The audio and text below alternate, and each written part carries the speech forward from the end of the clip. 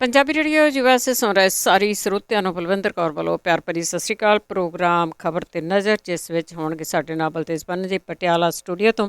ਪਹਿਲਾਂ ਕੁਛ ਕੁ ਖਬਰਾਂ ਕਰਾਂਗੇ। ਖਬਰਾਂ ਤੋਂ ਬਾਅਦ ਤੁਹਾਡੀਆਂ ਕਾਲਸ ਹੋਣਗੀਆਂ। ਜੇ ਤੁਹਾਡਾ ਵੀ ਕੋਈ ਸਵਾਲ ਆ ਤਾਂ ਤੁਸੀਂ ਕਾਲ ਕਰਕੇ ਪੁੱਛ ਸਕਦੇ ਹੋ।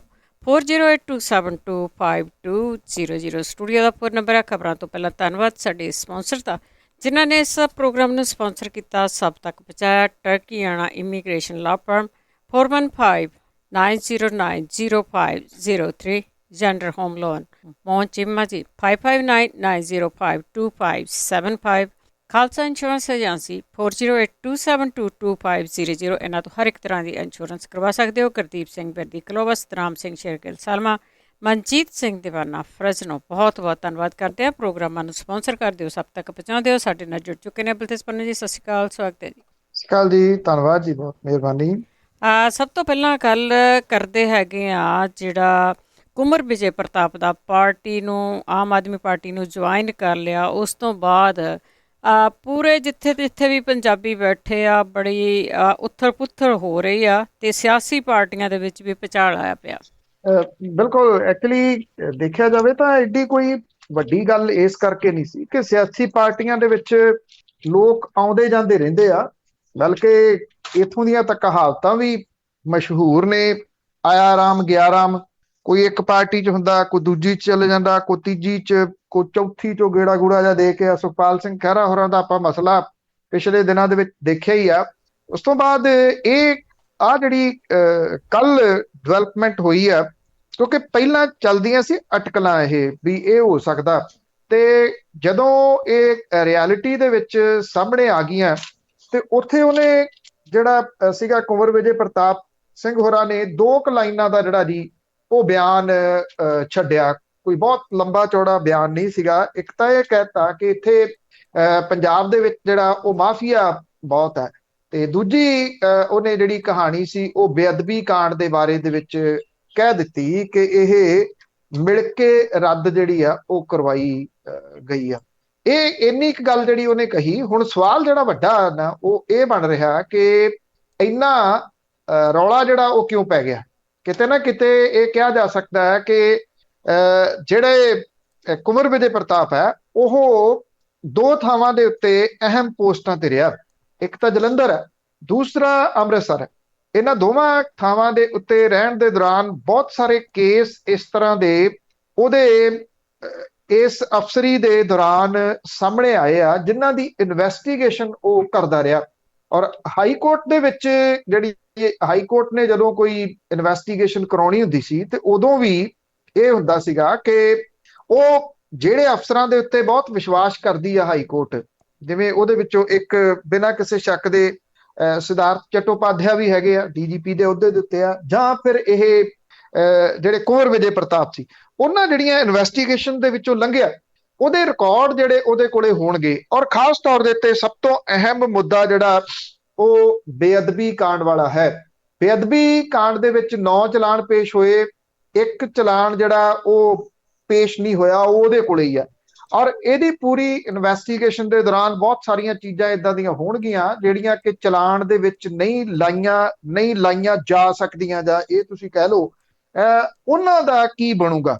ਇਹ ਸਭ ਤੋਂ ਵੱਡਾ ਜਿਹੜਾ ਜੀ ਉਹ ਪੁਆਇੰਟ ਸੀਗਾ। ਤੇ ਉਸ ਤੋਂ ਬਾਅਦ ਫਿਰ ਜਿਉਂ ਇਹ ਖਬਰ ਜਿਹੜੀ ਆ ਉਹ ਆਈ ਆ ਤੇ ਜਿਹੜਾ ਤੜਫਾ ਪੈਣਾ ਸ਼ੁਰੂ ਹੋਇਆ ਕਿ ਇਹ ਹੁਣ ਜਿਹੜਾ ਤੰਬਾਕੂ ਚੱਬਣ ਵਾਲਾ ਭਈਆ ਸਾਨੂੰ ਆ ਕੇ ਦੱਸੂਗਾ, ਬਿਹਾਰੀ ਸਾਨੂੰ ਆ ਕੇ ਦੱਸੂਗਾ ਕਿ ਪੰਜਾਬ ਦੀ ਰਾਜਨੀਤੀ ਕੀ ਹੁੰਦੀ ਆ। ਜਾਂ ਇੱਕ ਜਿਹੜੇ ਆਗੂ ਇਹ ਬੋਲ ਰਹੇ ਸੀਗੇ ਕਿ ਬਿਹਾਰੀ ਸਾਨੂੰ ਦੱਸੂਗਾ ਵੀ ਗੁਰੂ ਦੀ ਬੇਅਦਬੀ ਹੋਈ ਆ ਤੇ ਉਹਨੂੰ ਇਨਸਾਫ ਦਿਵਾਉਣਾ। ਉਹ ਅਕਾਲੀ ਦਲ ਦੇ ਆਗੂ ਸੀ। ਇਹ ਭੁੱਲ ਕੇ ਕਿ ਜਿਹੜੀ ਜਗ੍ਹਾ ਤੋਂ ਆਉਂਦਾ ਉਹ ਜਿਹੜਾ ਉਹ ਪਟਨਾ ਸਾਹਿਬ ਹੈ, ਔਰ ਉੱਥੋਂ ਦਾ ਜਿਹੜਾ ਜੀ ਉਹ ਰਹਿਣ ਵਾਲਾ, ਚਲੋ ਰਾਜਨੀਤੀ ਦੇ ਵਿੱਚ ਆਇਆ, ਉਹ ਆਪਣੀ ਜਗ੍ਹਾ ਦੇ ਉੱਤੇ ਆ, ਉਹਦਾ ਇੰਡੀਵਿਜੂਅਲ ਫੈਸਲਾ ਹੈ, ਉਹਨੇ ਰਾਜਨੀਤੀ ਕਰਨੀ ਜਾਂ ਨਹੀਂ ਕਰਨੀ। ਜਦੋਂ ਅਸਤੀਫਾ ਦੇ ਦਿੱਤਾ, ਉਹ ਅਫਸਰ ਨਹੀਂ ਰਿਹਾ, ਤੇ ਉਹ ਕੁਝ ਵੀ ਜਿਹੜਾ ਉਹ ਕਰ ਸਕਦਾ। ਪਰ ਜਿਸ ਕਿਸਮ ਦਾ ਇਹ ਤੜਫਾ ਜਿਹੜਾ ਚੱਲਿਆ, ਉਹ ਕਿਤੇ ਨਾ ਕਿਤੇ ਇਹ ਗੱਲ ਤਾਂ ਜਿਹੜੀ ਜੀ ਉਹ ਦੱਸਦਾ ਕਿ ਕਿਸੇ ਅਫਸਰ ਦਾ, ਉਹ ਵੀ ਹਾਈ ਰੈਂਕ ਦੇ ਅਫਸਰ ਦਾ,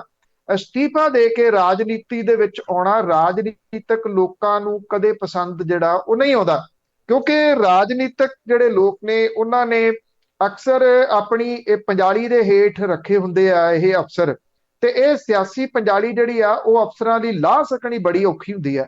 ਹੁਣ ਇਹ ਆਮ ਆਦਮੀ ਪਾਰਟੀ ਦੇ ਉੱਤੇ ਨਿਰਭਰ ਆ ਕਿ ਉਹ ਕਿੰਨਾ ਕੁ ਖੁੱਲ ਕੇ ਖੇਡਣ ਦਾ ਮੌਕਾ ਦਿੰਦੀ ਆ ਕੁੰਵਰ ਵਿਜੇ ਪ੍ਰਤਾਪ ਸਿੰਘ ਹੋਰਾਂ ਨੂੰ। ਇੱਕ ਗੱਲ ਜ਼ਰੂਰ ਹੈ ਕਿ ਮਾਝੇ ਦੇ ਖੇਤਰ ਦੇ ਵਿੱਚ ਜਿੱਥੇ ਆਮ ਆਦਮੀ ਪਾਰਟੀ ਦੇ ਪੈਰ 17 ਦੇ ਵਿੱਚ ਵੀ ਨਹੀਂ ਲੱਗੇ, ਇੱਥੋਂ ਜਿਹੜਾ ਕੁੰਵਰ ਵਿਜੇ ਪ੍ਰਤਾਪ ਹੋਰੀ, ਕਿਉਂਕਿ ਅੰਮ੍ਰਿਤਸਰ ਦੇ ਵਸਨੀਕ ਨੇ, ਉਹ ਪੰਜਾਬ ਕਾਡਰ ਦੇ ਨੇ, ਤੇ ਉੱਥੇ ਉਹਨਾਂ ਨੂੰ ਜਿਹੜਾ ਸਹਿਯੋਗ ਮਿਲੂਗਾ, ਉੱਥੇ ਨਾਲ ਦੀ ਨਾਲ ਕੁਝ ਪੰਥਕ ਹਲਕੇ ਹੈਗੇ ਆ, ਕਿਉਂਕਿ ਉਹਨਾਂ ਦੇ ਵਿੱਚ ਉਹਨਾਂ ਦੀ ਰਿਸਪੈਕਟ ਜਿਹੜੀ ਆ ਉਹ SIT ਵਾਲੇ ਮਾਮਲੇ ਦੇ ਵਿੱਚ ਹੈ। ਔਰ ਹੈਰਾਨੀ ਵਾਲੀ ਗੱਲ ਇਹ ਆ ਕਿ ਕਾਂਗਰਸ ਜਿਹੜੀ ਪਹਿਲਾਂ ਇਹ ਕਹਿੰਦੀ ਸੀਗੀ ਕਿ ਕੁੰਵਰ ਵਿਜੇ ਪ੍ਰਤਾਪ ਹੋਰਾਂ ਨੇ ਸਹੀ ਇਨਵੈਸਟੀਗੇਸ਼ਨ ਕੀਤੀ, ਅਕਾਲੀ ਦਲ ਨੇ ਕਿਸੇ ਤਣ ਪੱਤਰ ਨਹੀਂ ਲੱਗਣ ਦਿੱਤੀ, ਕੱਲ ਦੀ ਟੋਨ ਉਹਨਾਂ ਦੀ ਵੀ ਬਦਲ ਗਈ।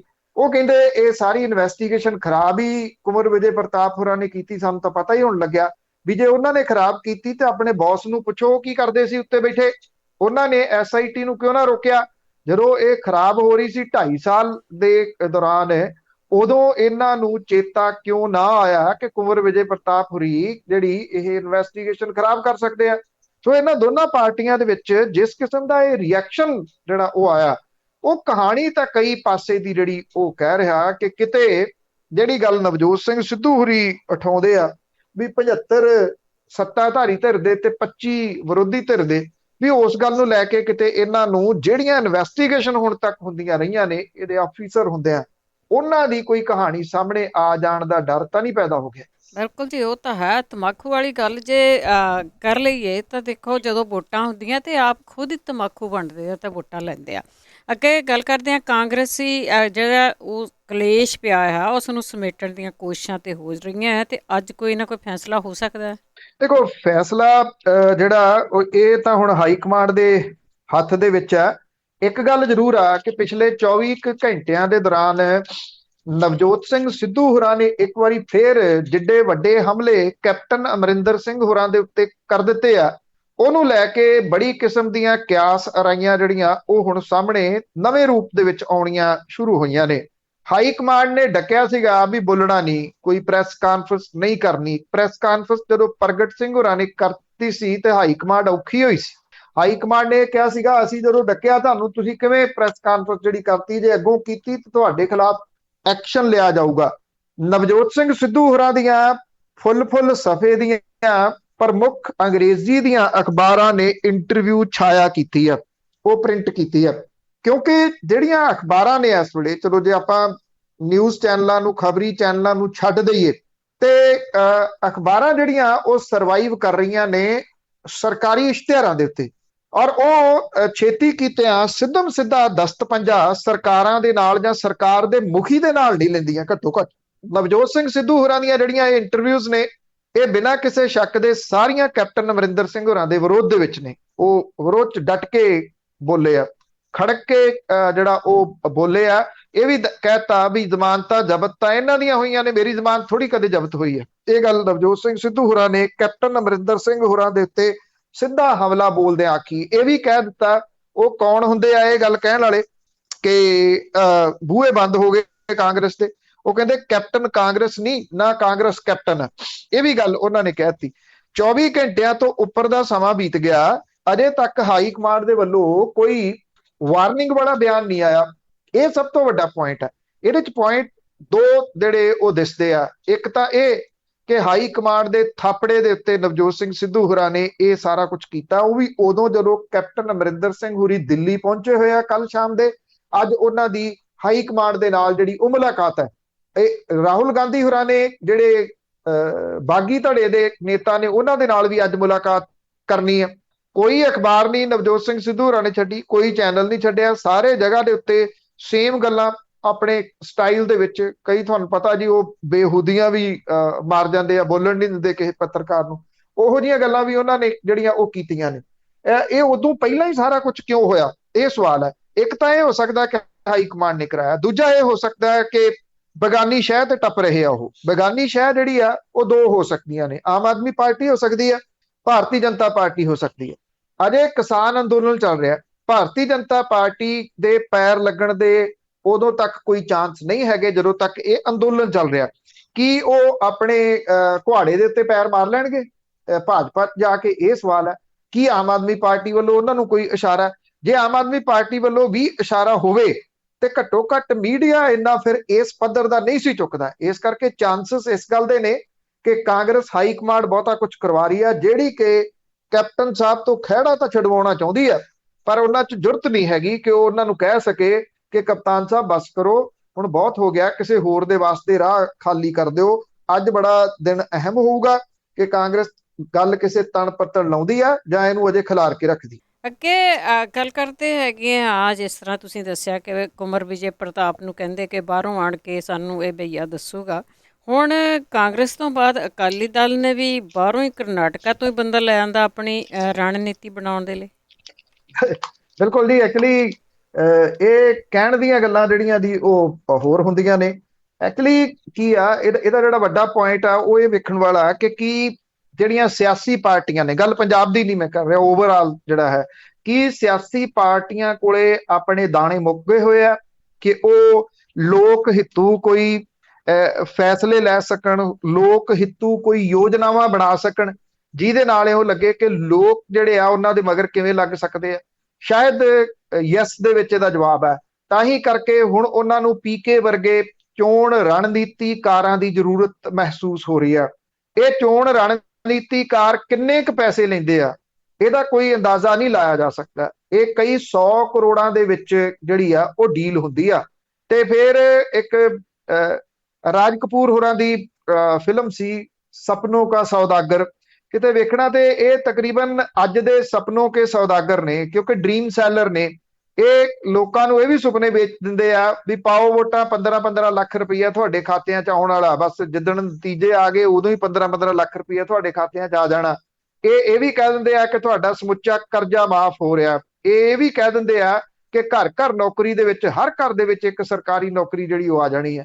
ਲੋਕ ਨੇ ਇਹਨਾਂ ਦੇ ਪਿੱਛੇ ਲੱਗ ਜਾਂਦੇ ਆ। ਜਿੱਥੇ ਪੀਕੇ ਇਸ ਵੇਲੇ ਕਾਂਗਰਸ ਦੇ ਵਾਸਤੇ ਰਣਨੀਤੀ ਜਿਹੜੀ ਉਹ ਬਣਾ ਰਹੇ ਆ। ਮੈਂ ਇੱਕ ਗੱਲ ਜਿਹੜੀ ਉਹਦੇ ਚ ਭੁੱਲ ਗਿਆ ਪਹਿਲੀ ਗੱਲ ਦੇ ਵਿੱਚ ਕਿ ਨਵਜੋਤ ਸਿੰਘ ਸਿੱਧੂ ਹੋਰੀ ਪ੍ਰਸ਼ਾਂਤ ਕਿਸ਼ੋਰ ਦੀ ਤਾਰੀਫ ਕਰਦੇ ਆ ਸਾਰੀਆਂ ਇੰਟਰਵਿਊ 'ਚ। ਇਹ ਵੀ ਬੜਾ ਵੱਡਾ ਪੁਆਇੰਟ ਆ ਉਹਦੇ 'ਚ। ਤੋ ਇਹ ਕੀ ਹੋਇਆ ਕਿ ਜਿਹੜੇ ਅਕਾਲੀ ਦਲ ਬਾਦਲ ਹੈ ਉਹਨੇ ਵੀ ਇੱਕ ਤਾਂ ਬਹੁਜਨ ਸਮਾਜ ਪਾਰਟੀ ਨਾਲ ਸਮਝੌਤਾ ਕਰ ਲਿਆ। ਹੁਣ ਉਹਨੇ ਇੱਕ ਰਣਨੀਤੀਕਾਰ ਜਿਹੜਾ ਜੀ ਉਹ ਲਿਆਂਦਾ। ਇਹਦਾ ਨਾਮ ਹੈਗਾ ਜੀ ਸੁਨੀਲ ਕੋਨਗੋਲੂ। ਇਹਨੂੰ ਹਾਇਰ ਕੀਤਾ। ਸੁਨੀਲ ਦੀ ਟੀਮ ਚੰਡੀਗੜ੍ਹ ਪਹੁੰਚ ਚੁੱਕੀ ਆ ਔਰ ਉਹ ਪਲੈਨਿੰਗ ਦੇ ਅਨੁਸਾਰ, ਉਹਦੀ ਪਲੈਨਿੰਗ ਦੇ ਅਨੁਸਾਰ ਹੁਣ ਚੋਣ ਜਿਹੜੀ ਆ ਉਹ ਲੜੀ ਜਾਊਗੀ। ਪਿਛਲੇ ਵਿਧਾਨ ਸਭਾ ਦੇ ਵਿੱਚ ਅਕਾਲੀ ਦਲ ਬੁਰੇ ਹਾਲਾਤਾਂ ਦੇ ਵਿੱਚ ਪਹੁੰਚ ਗਿਆ ਸੀਗਾ, ਜਿਹਦੇ ਕਰਕੇ ਉਹਨੂੰ ਰਣਨੀਤੀਕਾਰ ਹਾਇਰ ਕਰਨ ਦੀ ਲੋੜ ਪਈ। ਕਿਹਾ ਜਾ ਰਿਹਾ ਕਿ ਪ੍ਰਸ਼ਾਂਤ ਕਿਸ਼ੋਰ ਦੇ ਪਿੱਛੇ ਵੀ ਫਿਰਦੇ ਰਹੇ ਆ, ਪਰ ਪ੍ਰਸ਼ਾਂਤ ਕਿਸ਼ੋਰ ਨੇ ਹੱਥ ਪੱਲਾ ਨਹੀਂ ਫੜਾਇਆ। ਸੁਨੀਲ ਜਿਹੜਾ ਕੋਨੋਗੋਲੂ ਆ, ਇਹ ਕਰਨਾਟਕਾ ਦਾ ਰਹਿਣ ਵਾਲਾ, ਚੇਨਈ ਦੇ ਵਿੱਚ ਵੱਡਾ ਹੋਇਆ ਉਹ, ਔਰ ਉਹ ਬਹੁਤਾ ਲੋ ਪ੍ਰੋਫਾਈਲ ਦੇ ਉੱਤੇ ਪਹਿਲਾਂ ਰਿਹਾ। ਔਰ ਜਿਹੜੀ ਪ੍ਰਸ਼ਾਂਤ ਕਿਸ਼ੋਰ ਦੀ ਟੀਮ ਹੈ ਉਹਦੇ ਨਾਲ ਉਹ ਕੰਮ ਕਰਦਾ ਰਿਹਾ। ਉਹਨੇ ਐਸੋਸੀਏਸ਼ਨ ਆਫ ਬਿਲੀਅਨ ਮਾਈਂਡਸ ਦੇ ਤਹਿਤ ਪਾਰਟੀ ਦੇ ਵਿੱਚ ਕੰਮ ਕੀਤਾ। ਭਾਜਪਾ ਨੂੰ ਉੱਤਰ ਪ੍ਰਦੇਸ਼ ਦੇ ਵਿੱਚ, ਉੱਤਰਾਖੰਡ, ਹਿਮਾਚਲ ਪ੍ਰਦੇਸ਼, ਗੁਜਰਾਤ ਤੇ ਕਰਨਾਟਕ ਦੇ ਵਿੱਚ ਉਹ ਚੋਣਾਂ ਦੇ ਵਿੱਚ ਰਣਨੀਤੀ ਜਿਹੜੀ ਆ ਉਹ ਭਾਜਪਾ ਲਈ ਬਣਾਉਂਦਾ ਰਿਹਾ। 16 ਦੇ ਵਿੱਚ ਡੀਐਮਕੇ ਵਿਧਾਨ ਸਭਾ ਚੋਣਾਂ ਦੇ ਵਿੱਚ ਉਹਨੇ ਸਟਾਲਿਨ ਦੇ ਵਾਸਤੇ ਨਮਾਕੂ ਨਾਮ, ਅਸੀਂ ਆਪਣਿਆਂ ਲਈ, ਇਹ ਅਭਿਆਨ ਜਿਹੜਾ ਚਲਾਇਆ ਤੇ ਉਹਨੂੰ ਮੁੱਖ ਮੰਤਰੀ ਜਿਹੜਾ ਸਟਾਲਿਨ ਹੋਰਾਂ ਨੂੰ ਬਣਾਉਣ ਦੇ ਵਿੱਚ ਉਹਨੇ ਮਦਦ ਜਿਹੜੀ ਉਹ ਕੀਤੀ। ਸਵਾਲ ਇਹ ਆ ਕਿ ਹੁਣ ਜਦੋਂ ਸੁਨੀਲ ਕੋਨਗੋਲੂ ਨੂੰ ਕਰਨਾਟਕਾ ਤੋਂ ਲਿਆ ਕੇ ਜਿਹੜਾ ਦੀ ਉਹ ਫਿੱਟ ਕਰ ਲਿਆ ਅਕਾਲੀ ਦਲ ਬਾਦਲ ਨੇ, ਵੇਖਿਆ ਜਾਵੇ ਤਾਂ ਸਵਾਲ ਜਿਹੜਾ ਵੱਡਾ ਇਹ ਆ ਕਿ ਪੰਜਾਬ ਇਸ ਵੇਲੇ ਜਿੱਥੇ ਖੜਾ, ਪੰਜਾਬ ਦੀਆਂ ਮੰਗਾਂ ਕੀ ਨੇ, ਪੰਜਾਬੀ ਕੀ ਚਾਹੁੰਦੇ ਨੇ, ਪੰਜਾਬ ਕੀ ਚਾਹੁੰਦਾ, ਇਹ ਕੋਈ ਰਣਨੀਤੀਕਾਰ ਨਹੀਂ ਦੱਸੂਗਾ। ਇਹ ਡ੍ਰੀਮ ਸੈਲਰ ਨੇ, ਇਹ ਸੁਪਨੇ ਵਿਖਾਉਣਗੇ, ਹੋਰ ਕੁਝ ਨਹੀਂ। ਅੱਜ ਪੰਜਾਬ ਪੌਣੇ 3 ਲੱਖ ਕਰੋੜ ਦੇ ਕਰਜ਼ੇ ਦੇ ਹੇਠ ਦਬ ਗਿਆ। ਪੰਜਾਬ ਦਾ ਪਾਣੀ ਜਿਹੜਾ ਉਹ ਡਾਰਕ ਜ਼ੋਨ ਬਹੁਤੇ ਥਾਵਾਂ ਦੇ ਉੱਤੇ ਹੋ ਗਏ। ਉੱਥੇ ਪੰਜਾਬ ਦਾ ਸਰਵਾਈਵ ਕਰਨਾ ਆਉਂਦੇ ਸਮੇਂ ਦੇ ਦੌਰਾਨ ਔਖਾ ਹੋ ਰਿਹਾ। ਪੰਜਾਬ ਨੂੰ ਬਿਮਾਰੀਆਂ ਨੇ ਬਹੁਤ ਸਾਰੇ ਪਾਸੇ ਤੋਂ ਘੇਰਿਆ। ਪੰਜਾਬ ਸ਼ਾਇਦ ਇੱਕੋ ਸੂਬਾ ਜਿੱਥੇ ਇੱਕ ਟ੍ਰੇਨ ਦਾ ਨਾਮ ਕੈਂਸਰ ਟ੍ਰੇਨ ਹੈ। ਪੰਜਾਬ ਦਾ ਸਿਹਤ ਢਾਂਚਾ, ਪੰਜਾਬ ਦਾ ਸਕੂਲੀ ਢਾਂਚਾ, ਸਿੱਖਿਆ ਦਾ ਢਾਂਚਾ ਜਿਹੜਾ ਉਹ ਡੋਲ ਗਿਆ। ਦਿਓ ਖੱਦ ਖੜੀਆਂ ਯੂਨੀਵਰਸਿਟੀਜ਼ ਜਿਹੜੀਆਂ ਨੇ, ਪ੍ਰਾਈਵੇਟ ਯੂਨੀਵਰਸਿਟੀਜ਼, ਉਹਨਾਂ ਦਾ ਭਵਿੱਖ ਕੀ ਆ, ਕਾਲਜਸ ਦਾ ਭਵਿੱਖ ਕੀ ਆ, ਸਰਕਾਰੀ ਯੂਨੀਵਰਸਿਟੀਜ਼ ਦਾ ਭਵਿੱਖ ਕੀ ਆ, ਉਹ ਇਹਨਾਂ ਰਣਨੀਤੀਕਾਰਾਂ ਦੀ ਰਣਨੀਤੀ ਦੇ ਵਿੱਚ ਕਦੇ ਵੀ ਨਹੀਂ ਹੋਊਗਾ, ਕਿਉਂਕਿ ਅਜਿਹੀਆਂ ਸਮੱਸਿਆਵਾਂ ਦੀ ਗੱਲ ਕਰਕੇ ਵੀ ਉਹ ਆਪਣੇ ਗਲ ਮੁਸੀਬਤ ਜਿਹੜੀ ਆ ਉਹ ਨਹੀਂ ਪਾਉਣੀ ਚਾਹੁਣਗੇ। ਇਸ ਕਰਕੇ ਇਹ ਸਮੱਸਿਆਵਾਂ ਉੱਥੇ ਹੀ ਰਹਿਣਗੀਆਂ। ਹਾਂ, ਇੰਨਾ ਜ਼ਰੂਰ ਆ ਕਿ ਹੁਣ ਇਹ ਜਿੱਦ ਕੇ ਇੱਕ ਦੂਜੇ ਦੇ ਜਿਹੜਾ ਦੀ ਉਹ ਖਿਲਾਫ ਰਣਨੀਤੀਆਂ ਉਲੀਕਣਗੇ, ਔਰ ਇਹਨਾਂ ਰਣਨੀਤੀਆਂ ਦੇ ਵਿੱਚ ਬਿਨਾਂ ਕਿਸੇ ਸ਼ੱਕ ਦੇ ਪੰਜਾਬ ਗਾਇਬ ਹੋਊਗਾ, ਪੰਜਾਬੀ ਜਿਹੜੇ ਉਹ ਗਾਇਬ ਹੋਣਗੇ, ਉਹ ਕਿਤੇ ਨਹੀਂ ਦਿਸਣਗੇ। ਹਾਂ, ਰਣਨੀਤੀ ਆ, ਹੁਣ ਇਹ ਲੋਕਾਂ ਦੇ ਉੱਤੇ ਨਿਰਭਰ ਆ ਕਿ ਉਹ ਇਹਦੇ ਝਾਂਸੇ ਦੇ ਵਿੱਚ ਆਉਂਦੇ ਨੇ ਜਾਂ ਨਹੀਂ। ਜੀ, ਆਈ ਜਾਂਦੇ ਹਨ। ਅੱਗੇ ਦੁਸ਼ਯੰਤ ਚੌਟਾਲਾ ਦੀ ਜੇ ਗੱਲ ਕਰੀਏ ਤਾਂ ਉਸ ਨੂੰ ਸਿਰਸਾ ਦੇ ਵਿੱਚ ਫੇਰ ਵਿਰੋਧ ਦਾ ਸਾਹਮਣਾ ਕਰਨਾ ਪਿਆ। ਦੇਖੋ, ਹਰਿਆਣੇ ਦੇ ਵਿੱਚ ਜਿਹੜੇ ਕਿਸਾਨ ਨੇ ਉਹਨਾਂ ਦੀ ਇਕਜੁੱਟਤਾ ਬੜੇ ਕਮਾਲ ਦੀ ਹੈ ਜੀ। ਅਜੇ ਵੀ ਉਹਦੇ ਵਿੱਚ ਭੋਰਾ ਰੱਤੀ ਭਰ ਵੀ ਜਿਹੜਾ ਉਹ ਫਰਕ ਨਹੀਂ ਪਿਆ। ਨਾ ਉੱਥੇ ਕੋਈ ਘੱਟੋ ਘੱਟ ਇਹ ਰੌਲਾ ਕਿ ਪੰਥਕ ਕਾਮਰੇਡ ਪੰਥਕ ਜਿਹੜਾ ਇੱਥੇ ਪੰਜਾਬ ਦੇ ਵਿੱਚ ਪਈ ਜਾਂਦਾ। ਪੰਜਾਬ ਦੇ ਵਿੱਚ ਮੈਨੂੰ ਕੋਈ ਦੱਸ ਰਿਹਾ ਸੀ, ਇੱਕ ਵਿਅਕਤੀ ਜਿਹੜਾ ਕਾਫੀ ਨੋਨ ਹੈ, ਕਿ ਉਹ ਇਹ ਕਹਿੰਦੇ ਆ ਕਿ ਚੜੂਨੀ ਨੂੰ ਲੈ ਆਓ ਪੰਜਾਬ ਵਾਲੇ ਨੇਤਾ, ਮਤਲਬ ਕਿ ਦੂਜੇ ਜਗ੍ਹਾ ਤੋਂ ਤੁਸੀਂ ਲਿਆ ਕੇ ਸਾਨੂੰ ਦੇ ਦਿਓਗੇ ਨੇਤਾ ਤੇ ਅਸੀਂ ਉਹਨੂੰ ਐਕਸੈਪਟ ਕਰ ਲਾਂਗੇ। ਇਹ ਪੰਜਾਬੀਆਂ ਦੀ ਫਿਤਰਤ ਜਿਹੜੀ ਉਹ ਰਹੀ ਆ। ਕਿਸਾਨੀ ਵਾਲੇ ਮੁੱਦੇ ਦੇ ਉੱਤੇ ਹਰਿਆਣੇ ਦੇ ਕਿਸਾਨ ਜਿਹੜੇ ਉਹ ਬਹੁਤ ਅੱਗੇ ਆ, ਉਹਨਾਂ ਦੇ ਵਿੱਚ ਕਿਸੇ ਕਿਸਮ ਦੀ ਕੋਈ ਫ੍ਰਿਕਸ਼ਨ ਜਿਹੜੀ ਆ ਉਹ ਨਜ਼ਰ ਨਹੀਂ ਆਉਂਦੀ। ਸਰਸਾ ਦੇ ਵਿੱਚ ਦੁਸ਼ਯੰਤ ਚੌਟਾਲਾ ਨੇ ਇੱਕ ਉਦਘਾਟਨ ਕਰਨ ਦੇ ਵਾਸਤੇ ਆਉਣਾ ਸੀ, ਜਿੱਥੇ ਵੱਡੀ ਗਿਣਤੀ ਦੇ ਵਿੱਚ ਕਿਸਾਨ ਜਿਹੜੇ ਉਹ ਪਹੁੰਚ ਗਏ, ਕਾਲੇ ਝੰਡੇ ਵਿਖਾਏ ਗਏ, ਜ਼ੋਰਦਾਰ ਵਿਰੋਧ ਜਿਹੜਾ ਸੀ ਉਹ ਕੀਤਾ ਗਿਆ। ਇੰਨੀ ਵੱਡੀ ਗਿਣਤੀ ਦੇ ਵਿੱਚ ਪੁਲਿਸ ਫੋਰਸ ਲਾਈ ਹੋਈ ਸੀ ਕਿ ਦੁਸ਼ਯੰਤ ਚੌਟਾਲਾ ਦੇ ਨਾਲ ਤਾਂ ਜਿਹੜੇ ਆਏ ਲੋਕ ਉਹ ਨਾਮਾਤਰ ਹੀ ਸੀਗੇ। ਪੁਲਿਸ ਚਫੇਰੇ ਜਿਹੜੀ ਉਹ ਦੀਦੀ ਸੀਗੀ। ਜਿਹੜੀ ਉਪ ਮੁੱਖ ਮੰਤਰੀ ਦੇ ਘਰ ਵੱਲ ਨੂੰ ਜਾਂਦੀ ਸੜਕ ਆ, ਤਿੰਨ ਲੈਵਲ ਦੀ ਜਿਹੜੀ ਸੀ ਉਹ ਪਰਤਾਂ ਲਾਈਆਂ ਹੋਈਆਂ ਸੀਗੀਆਂ, ਤਿੰਨ ਵੱਡੇ ਨਾਕੇ ਲਾਏ ਹੋਏ ਸੀ ਤਾਂ ਕਿ ਉਸ ਪਾਸੇ ਵੱਲ ਨੂੰ ਕੋਈ ਲੰਘ ਨਾ ਸਕੇ। ਇੰਨੀ ਜ਼ਿਆਦਾ ਸਿਕਿਉਰਿਟੀ ਦੇ ਵਿੱਚ, ਮਤਲਬ ਕਿ ਜਿੱਥੇ ਚਿੜੀ ਵੀ ਪਰ ਨਾ ਮਾਰ ਸਕੇ, ਉੱਥੇ ਉਦਘਾਟਨ ਕਰਨ ਦਾ ਸਿਰਫ ਇੱਕੋ ਮਕਸਦ ਹੈ ਕਿ ਉਹ ਦੱਸਣਾ ਚਾਹੁੰਦੇ ਨੇ ਕਿ ਤੁਸੀਂ ਰੌਲਾ ਪਾਈ ਚੱਲੋ, ਸਾਡੀ ਸਿਹਤ ਤੇ ਕੋਈ ਅਸਰ ਨਹੀਂ। ਨੇਤਾ ਇਹ ਦੱਸਣਾ ਚਾਹੁੰਦੇ ਨੇ। ਉਹ ਠੀਕ ਹੈ ਕਿ ਉਹ ਦੱਸਣ 'ਚ ਸਫਲ ਹੋ ਰਹੇ ਆ, ਪਰ ਉਹ ਇੱਕ ਗੱਲ ਭੁੱਲ ਰਹੇ ਆ ਕਿ ਉਹ ਕਿਸਾਨਾਂ ਨੂੰ ਹੋਰ ਚੜਾਈ ਜਾ ਰਹੇ ਨੇ ਇਸ ਤਰ੍ਹਾਂ ਦੀਆਂ ਜਿਹੜੀਆਂ ਉਹ ਸਟੇਟਮੈਂਟਾਂ ਦੇ ਕੇ, ਇਸ ਤਰ੍ਹਾਂ ਦੇ ਫੰਕਸ਼ਨ ਜਿਹੜੇ ਆ ਉਹ ਕਰਕੇ। ਤੋ ਹਰਿਆਣੇ ਦੇ ਉਪ ਮੁੱਖ ਮੰਤਰੀ ਜਿਹੜੇ ਦੁਸ਼ਯੰਤ ਚੌਟਾਲਾ ਦਾ ਤਕੜਾ ਵਿਰੋਧ ਇੱਕ ਵਾਰੀ ਫੇਰ ਜਿਹੜਾ ਹੋਇਆ। ਦੁਸ਼ਯੰਤ ਚੌਟਾਲਾ ਨੇ ਜੋ ਕੁਝ ਬੋਲਣਾ ਸੀ, ਜੋ ਕੁਝ ਬੋਲਦੇ ਹੁੰਦੇ ਆ, ਆਪਾਂ ਨੂੰ ਉਹਦਾ ਜਿਹੜਾ ਜੀ ਉਹ ਪਤਾ, ਉਹੀ ਗੱਲਾਂ ਉਹਨੇ ਕੀਤੀਆਂ ਕਿ ਇਹ ਜਿਹੜਾ ਕਿਸਾਨ ਅੰਦੋਲਨ ਹੈ ਹੁਣ ਇਹ ਜਿਹੜਾ ਉਹ ਕਿਸਾਨਾਂ ਦੇ ਹੱਥ ਦੇ ਵਿੱਚ ਨਹੀਂ ਰਿਹਾ, ਇਹ ਰਾਜਨੀਤਿਕ ਅੰਦੋਲਨ ਹੋ ਗਿਆ। ਰਾਜਨੀਤਿਕ ਸਿਆਸੀ ਧਿਰਾਂ ਇਸ ਅੰਦੋਲਨ ਨੂੰ ਜਿਹੜਾ ਉਹ ਚਲਾ ਰਹੀਆਂ ਨੇ। ਇਹ ਵੀ ਕਿਹਾ ਕਿ ਇਸ ਤਰ੍ਹਾਂ ਦੇ ਲੋਕਾਂ ਦਾ ਕਿਸਾਨਾਂ ਦੇ ਮੁੱਦਿਆਂ ਦੇ ਨਾਲ ਕੋਈ ਲੈਣਾ ਦੇਣਾ ਜਿਹੜਾ ਉਹ ਨਹੀਂ ਗਾ। ਇਹ ਵੀ ਕਿਹਾ ਕਿ ਕਿਸਾਨ ਅੰਦੋਲਨ ਜਿਹੜਾ ਉਹ ਰਾਜਨੀਤੀ ਤੋਂ ਪ੍ਰੇਰਿਤ ਹੈ। ਹੁਣ ਦੁਸ਼ਯੰਤ ਚੌਟਾਲਾ ਹੋਰਾਂ ਨੂੰ ਕੋਈ ਪੁੱਛਣ ਵਾਲਾ ਹੋਵੇ, ਜਦੋਂ ਤੁਸੀਂ ਕਿਸਾਨਾਂ ਦੀਆਂ ਵੋਟਾਂ ਲਈਆਂ ਸੀ, ਤੁਸੀਂ ਕੀ ਸੰਨਿਆਸ ਲੈਣ ਦੇ ਵਾਸਤੇ ਲਈਆਂ ਸੀਗੀਆਂ?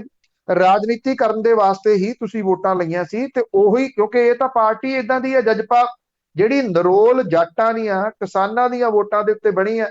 ਦੂਜੀ ਧਿਰ ਨੇ ਤਾਂ ਇੱਕ ਸਿੰਗਲ ਵੋਟ ਨਹੀਂ ਪਾਈ ਇਹਨਾਂ ਨੂੰ ਜਿਹੜਾ, ਔਰ ਉਹ ਇਹ ਆ ਕਿ ਚੰਬੜੇ ਉਸ ਕੁਰਸੀ ਦੇ ਨਾਲ ਜਿਹੜਾ ਉਹ ਬੈਠੇ ਨੇ। ਇਹ ਐਕਚੁਅਲੀ ਦਬਾਅ ਆ ਭਾਰਤੀ ਜਨਤਾ ਪਾਰਟੀ ਦਾ ਜਜਪਾ ਦੇ ਉੱਤੇ, ਦੁਸ਼ਯੰਤ ਚੌਟਾਲਾ ਦੇ ਉੱਤੇ, ਕਿ ਉਹ ਬਾਹਰ ਨਿਕਲ ਕੇ ਅਜਿਹੇ ਉਦਘਾਟਨ ਜਿਹੜਾ ਉਹ ਕਰਨ। ਇਹਦੇ ਨਾਲ ਦੋ ਜਿਹੜੇ ਇੱਕ ਤੀਰ ਦੇ ਨਾਲ ਦੋ ਨਿਸ਼ਾਨੇ ਭਾਰਤੀ ਜਨਤਾ ਪਾਰਟੀ ਲਾ ਰਹੀ ਆ। ਜਜਪਾ ਨੂੰ ਮੂਹਰੇ ਕਰ ਰਹੀ ਆ, ਦੂਜੀ ਖਤਮ ਹੋਊਗੀ ਜਜਪਾ, ਤੇ ਭਾਜਪਾ ਨੂੰ ਇਹ ਲੱਗਦਾ ਕਿ ਇੱਕ ਧਿਰਤਾ ਜਿਹੜੀ ਜੀ ਉਹ ਮਗਰੋਂ ਲੱਥੂਗੀ, ਜਿਹੜੀ ਕਿ ਉੱਥੋਂ ਦੀ ਲੋਕਲ ਧਿਰ ਆ। ਜਜਪਾ ਜਿੰਨੀ ਤੇਜ਼ੀ ਦੇ ਨਾਲ ਹਰਿਆਣੇ ਦੀ ਰਾਜਨੀਤੀ ਦੇ ਵਿੱਚ ਉੱਭਰੀ ਸੀ, ਓਨੀ ਤੇਜ਼ੀ ਦੇ ਨਾਲ ਥੱਲੇ ਜਾ ਰਹੀ ਹੈ। ਪਚਦਾ ਨਹੀਂ ਨਾ ਕਈਆਂ ਨੂੰ ਕੁਛ। ਅੱਗੇ ਗੱਲ ਕਰਦੇ ਹੈਗੇ ਆ ਯੂਨੀਵਰਸਿਟੀ ਗ੍ਰਾਂਟ ਕਮਿਸ਼ਨ ਦੀ। ਉਸਨੇ ਕਿਹਾ ਕਿ ਮੁਫਤ ਟੀਕੇ ਦੇ ਬੋਰਡ ਲਾਓ। ਬਿਲਕੁਲ, ਐਕਚੁਅਲੀ ਕੀ ਆ ਕਿ ਜਿਹੜੀ UGC ਆ, ਜਿਹੜੀਆਂ ਕਿ ਯੂਨੀਵਰਸਿਟੀ ਗ੍ਰਾਂਟ ਕਮਿਸ਼ਨ, ਉਹਨੇ ਸਾਰੀਆਂ ਯੂਨੀਵਰਸਿਟੀਜ਼, ਕਾਲਜਸ, ਟੈਕਨੀਕਲ ਇੰਸਟੀਚਿਊਟ ਨੂੰ ਇਹ ਗੱਲ ਕਹੀ ਆ ਕਿ ਦੇਸ਼ ਦੇ ਵਿੱਚ ਫ੍ਰੀ ਵੈਕਸੀਨੇਸ਼ਨ ਦੇ ਵਾਸਤੇ ਪ੍ਰਧਾਨ ਮੰਤਰੀ ਦਾ ਧੰਨਵਾਦ ਕਰਨ ਵਾਲੇ ਬੈਨਰ ਲਾਏ ਜਾਣ। ਇਸ ਮਹੀਨੇ ਦੀ ਸ਼ੁਰੂਆਤ ਦੇ ਵਿੱਚ ਪ੍ਰਧਾਨ ਮੰਤਰੀ ਨੇ 18 ਸਾਲ ਤੋਂ ਜ਼ਿਆਦਾ ਉਮਰ ਦੇ ਸਾਰੇ ਲੋਕਾਂ ਲਈ ਕੇਂਦਰ ਸਰਕਾਰ ਦੇ ਵੱਲੋਂ ਫ੍ਰੀ ਵੈਕਸੀਨੇਸ਼ਨ ਦਾ ਐਲਾਨ ਜਿਹੜਾ ਉਹ ਕੀਤਾ ਸੀ, ਜਿਹਦੀ ਸ਼ੁਰੂਆਤ ਕੱਲ ਹੋਈ ਹੈ। ਪਹਿਲਾਂ ਦੁਨੀਆ ਦੇ ਵਿੱਚ ਭਾਰਤ ਇੱਕੋ ਇੱਕ ਮੁਲਕ ਸੀਗਾ ਜਿਹਦੇ ਵਿੱਚ ਮੁੱਲ ਦੀ ਵੈਕਸੀਨ ਸੀ। ਜਦੋਂ ਸਾਰੇ ਸੂਬੇ ਸਿੰਗਲ ਡੋਜ਼ ਲਾ ਕੇ ਬਹੁਤ ਅੱਗੇ ਲੰਘ ਗਏ ਤੇ ਭਾਰਤ ਅਜੇ ਇਹਨਾਂ ਚੱਕਰਾਂ ਦੇ ਵਿੱਚ ਹੀ ਫਿਰਦਾ ਸੀ, ਪ੍ਰਾਈਵੇਟ ਨੂੰ ਕਿੰਨੇ ਦੀ ਵੇਚਣੀ ਆ, ਸਰਕਾਰ ਨੂੰ ਕਿੰਨੇ ਦੀ ਵੇਚਣੀ ਆ, ਕੇਂਦਰ ਦੀ ਸਰਕਾਰ ਕਿੰਨੇ ਦੀ ਖਰੀਦੂਗੀ, ਸੂਬੇ ਕਿੰਨੇ ਦੀ ਵੇਚਣਗੇ। ਤੇ ਸੂਬਿਆਂ ਦੇ ਵਿੱਚ ਗਾਂ ਜੋ ਚੱਲੀ ਜਾਂਦਾ ਸੀ ਉਹ ਪੰਜਾਬ 'ਚ ਇਹ ਚੱਲੀ ਜਾਂਦਾ ਸੀ ਵੀ 400 ਦੀ ਲਓ ਕੇਂਦਰ ਤੋਂ ਤੇ ਗਾਂ 1050 ਦੀ ਪ੍ਰਾਈਵੇਟ ਹਸਪੀਟਲਾਂ ਨੂੰ ਵੇਚ ਦਿਓ। ਇੱਥੇ ਇਹ ਚੱਕਰ ਚੱਲਣ ਡਿਆ ਸੀ। ਇਸ ਚੀਜ਼ ਨੇ ਜਿੰਨਾ ਖਮਿਆਜ਼ਾ ਜਿਹੜਾ ਉਹ ਭੁਗਤਣਾ ਪਿਆ ਲੋਕਾਂ ਨੂੰ, ਉਹ ਲੋਕਾਂ ਨੂੰ ਭੁਗਤਣਾ ਪਿਆ, ਸਰਕਾਰਾਂ ਨੂੰ ਨਹੀਂ। ਅੱਜ ਤੋਂ 1 ਮਹੀਨਾ ਪਹਿਲਾਂ ਹਾਸ਼ੀਏ ਦੇ ਉੱਤੇ ਚਲੀ ਗਈ ਜਿਹੜੀ ਸਰਕਾਰ ਸੀ, ਉਹ ਹੁਣ ਯੋਗਾ ਦਿਵਸ ਦੇ ਰੂਪ ਦੇ ਵਿੱਚ ਤੇ ਵੈਕਸੀਨੇਸ਼ਨ ਰੂਪ ਦੇ ਵਿੱਚ ਲੋਕਾਂ ਦੇ ਸਾਹਮਣੇ ਆਉਣ ਦੇ ਯਤਨਾਂ ਦੇ ਵਿੱਚ ਹੈ, ਜਿਹਦੇ ਕਰਕੇ ਇਹ ਜਿਵੇਂ ਇਹ ਹੈ ਜੀ ਗ੍ਰਾਂਟ ਕਮਿਸ਼ਨ, ਜਿਹੜਾ ਯੂਨੀਵਰਸਿਟੀ ਗ੍ਰਾਂਟ ਕਮਿਸ਼ਨ ਹੈ, ਉਹਨੂੰ ਵੀ ਇਹ ਕਿਹਾ ਗਿਆ ਕਿ ਤੁਸੀਂ ਬੋਰਡ ਜਿਹੜੇ ਨੇ ਉਹ ਲਾਓ, ਮਤਲਬ ਕਿ ਦੱਸਿਆ ਜਾ ਸਕੇ ਲੋਕਾਂ ਨੂੰ ਕਿ ਕੇਂਦਰ ਦੀ ਸਰਕਾਰ ਜਿਹੜੀ ਆ ਇਹ ਮੁਫਤ ਤੁਹਾਨੂੰ ਡੋਜ਼ ਦੇ ਰਹੀ ਆ। ਇੱਕ ਪਾਸੇ ਕੇਂਦਰ ਦੀ ਸਰਕਾਰ ਦੇ ਜਿਹੜੇ ਮੰਤਰੀ ਜਾਂ ਆਗੂ ਨੇ ਉਹ ਚੈਨਲਾਂ ਦੇ ਉੱਤੇ ਬਹਿ ਕੇ ਓਪਨਲੀ ਕਹੀ ਜਾਂਦੇ, ਜਦੋਂ ਉਹਨਾਂ ਨੂੰ ਪੈਟਰੋਲ ਡੀਜ਼ਲ ਦੀਆਂ ਕੀਮਤਾਂ ਦਾ ਪੁੱਛਿਆ ਜਾਂਦਾ ਕਿ 7 ਹਫ਼ਤਿਆਂ 'ਚ 27 ਵਾਰੀ ਵਧਾਤੀਆਂ, ਕਹਿੰਦੇ ਹੁਣ ਟੀਕਾ ਵੀ ਤਾਂ ਲਾਉਣਾ। ਇੱਕ ਪਾਸੇ ਤੁਸੀਂ ਉੱਥੇ ਲੋਕਾਂ ਦਾ ਖੂਨ ਚੂਸ ਕੇ ਇੱਧਰ ਜਿਹੜੀ ਜੀ ਉਹ ਵੈਕਸੀਨ ਲਾਈ ਜਾਂਦੇ ਹੋ, ਫਿਰ ਇਹ ਐਲਾਨ ਕਰ ਰਹੇ ਨੇ ਕਿ ਮੁਫਤ ਮਿਲ ਰਹੀ ਹੈ ਤੁਹਾਨੂੰ। ਮੁਫਤ ਕਿਵੇਂ ਜਿਹੜੀ ਹੋ ਸਕਦੀ ਹੈ? ਕਿਹੜੀ ਸਰਕਾਰ ਜਿਹੜੀ ਆ ਉਹ ਮੁਫਤ ਦਿੰਦੀ ਹੈ? ਇਹ ਬੋਰਡ ਜਿਹੜੇ ਉਹ ਲਾਉਣ ਦੇ ਵਾਸਤੇ ਜਿਹੜਾ ਟੈਕਸ ਮੈਸੇਜ ਕੀਤੇ ਗਏ ਨੇ, ਔਰ ਇਹ ਕਿਹਾ ਗਿਆ ਕਿ 21 ਜੂਨ 2021 ਤੋਂ ਲੈ ਕੇ 18 ਸਾਲ ਤੋਂ ਉੱਪਰ ਉਮਰ ਦੇ ਵਾਸਤੇ ਫ੍ਰੀ ਵੈਕਸੀਨੇਸ਼ਨ ਸ਼ੁਰੂ ਕੀਤਾ ਗਿਆ। ਇਹਦੇ ਵਿੱਚ ਜਿਹੜੇ ਕਾਲਜਸ ਯੂਨੀਵਰਸਿਟੀਜ਼ ਨੇ ਉਹਨਾਂ ਨੂੰ ਇਹ ਕਿਹਾ ਗਿਆ ਕਿ ਉਹ ਹੋਰਡਿੰਗਸ ਤੇ ਬੈਨਰਾਂ ਦੇ ਉੱਤੇ ਆਪਣੇ ਜਿਹੜੇ ਸੰਸਥਾਨ ਦੇ ਨਾਮ ਨੇ ਉਹਨਾਂ ਨੂੰ ਡਿਸਪਲੇ ਕਰਨ, ਉੱਪਰ ਪਹਿਲਾਂ ਲਿਖਣ ਕੇ ਮੁਫਤੀ ਜਿਹੜੀ ਆ ਉਹ ਵੈਕਸੀਨ ਦਿੱਤੀ ਜਾ ਰਹੀ ਹੈ। ਸੂਚਨਾ ਪ੍ਰਸਾਰਣ ਮੰਤਰਾਲੇ ਦੇ ਵੱਲੋਂ ਇਹ ਅਵੇਲੇਬਲ ਕਰਵਾਏ ਗਏ ਹੋਰਡਿੰਗਸ ਤੇ ਬੈਨਰਸ ਦੇ ਉੱਤੇ ਡਿਜ਼ਾਈਨ ਹਿੰਦੀ ਤੇ ਅੰਗਰੇਜ਼ੀ ਦੇ ਵਿੱਚ ਰੈਫਰੈਂਸ ਦੇ ਵਾਸਤੇ ਅਟੈਚ ਕੀਤੇ ਗਏ ਨੇ। ਪੋਸਟਰ ਦੇ ਵਿੱਚ ਪ੍ਰਧਾਨ ਮੰਤਰੀ ਹੋਰਾਂ ਦੀ ਫੋਟੋ ਦਿੱਤੀ ਗਈ ਆ ਔਰ ਇਹ ਲਿਖਿਆ ਗਿਆ ਕਿ ਥੈਂਕ ਯੂ PM ਮੋਦੀ ਲਿਖਿਆ ਹੋਇਆ ਇਹ ਫੋਟੋ ਦਿੱਤੀ। ਇਹ ਕਿਹਾ ਗਿਆ ਕਿ ਸਾਰੇ ਇਹ ਬੋਰਡ ਜਿਹੜੇ ਉਹ ਲਾਉਣ। ਹੁਣ ਇਹ ਜਿਹੜੇ ਬੋਰਡ ਨੇ ਉਹਦੇ ਨਾਲ ਗੰਗਾ ਦੇ ਕੰਢੇ ਦੇ ਵਿੱਚ ਖਿਲਰੀਆਂ ਜਿਹੜੀਆਂ ਡੈੱਡ ਬੋਡੀਜ਼ ਸੀਗੀਆਂ ਉਹ ਜਿਉਂਦੀਆਂ ਹੋ ਕੇ ਵਾਪਸ ਆ ਜਾਣਗੀਆਂ। ਜਿਹੜੇ ਆਕਸੀਜਨ ਦਾ ਘਾਟਾ ਇੰਨਾ ਜਿਹੜਾ ਉਹ ਦਿਸਿਆ ਉਸ ਵੇਲੇ, ਕਿੰਨੇ ਲੋਕ ਆਕਸੀਜਨ ਖੁਣੋਂ ਮਰ ਗਏ, ਕਿ ਉਹ ਵਾਪਸ ਆ ਜਾਣਗੇ? ਕਿ ਇਹਦੇ ਨਾਲ ਵੈਂਟੀਲੇਟਰ ਜਿਹੜੇ ਆ ਉਹ ਪੂਰੇ ਹੋ ਜਾਣਗੇ?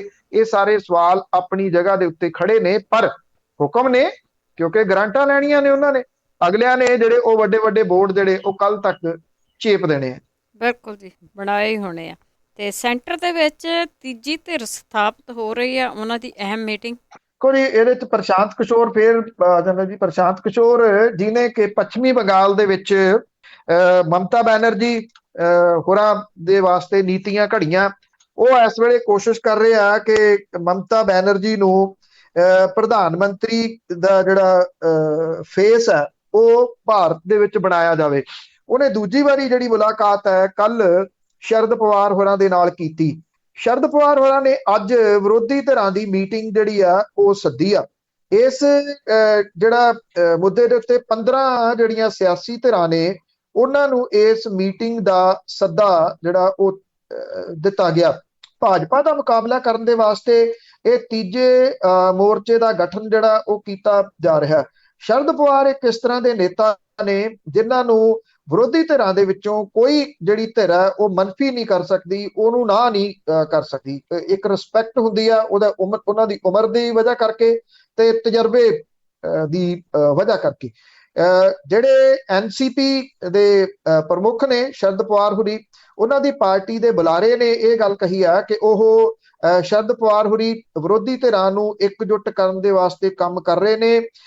ਅੱਜ ਦਿੱਲੀ ਦੇ ਵਿੱਚ ਜਿਹੜੀ 15 ਪਾਰਟੀਆਂ ਦੀ ਮੀਟਿੰਗ ਇਹ ਹੋ ਰਹੀ ਆ, ਉਹਦੇ ਵਿੱਚ ਤ੍ਰਿਣਮੂਲ ਕਾਂਗਰਸ ਤੇ ਰਾਸ਼ਟਰੀ ਜਨਤਾ ਦਲ ਦੇ ਆਗੂ, ਆਮ ਆਦਮੀ ਪਾਰਟੀ ਦੇ ਆਗੂ, ਸੱਪਾ ਦੇ ਆਗੂ ਜਿਹੜੇ ਨੇ ਉਹ ਇਹਦੇ ਵਿੱਚ ਕਾਂਗਰਸ ਦੇ ਆਗੂ ਸ਼ਾਮਲ ਹੋਣਗੇ।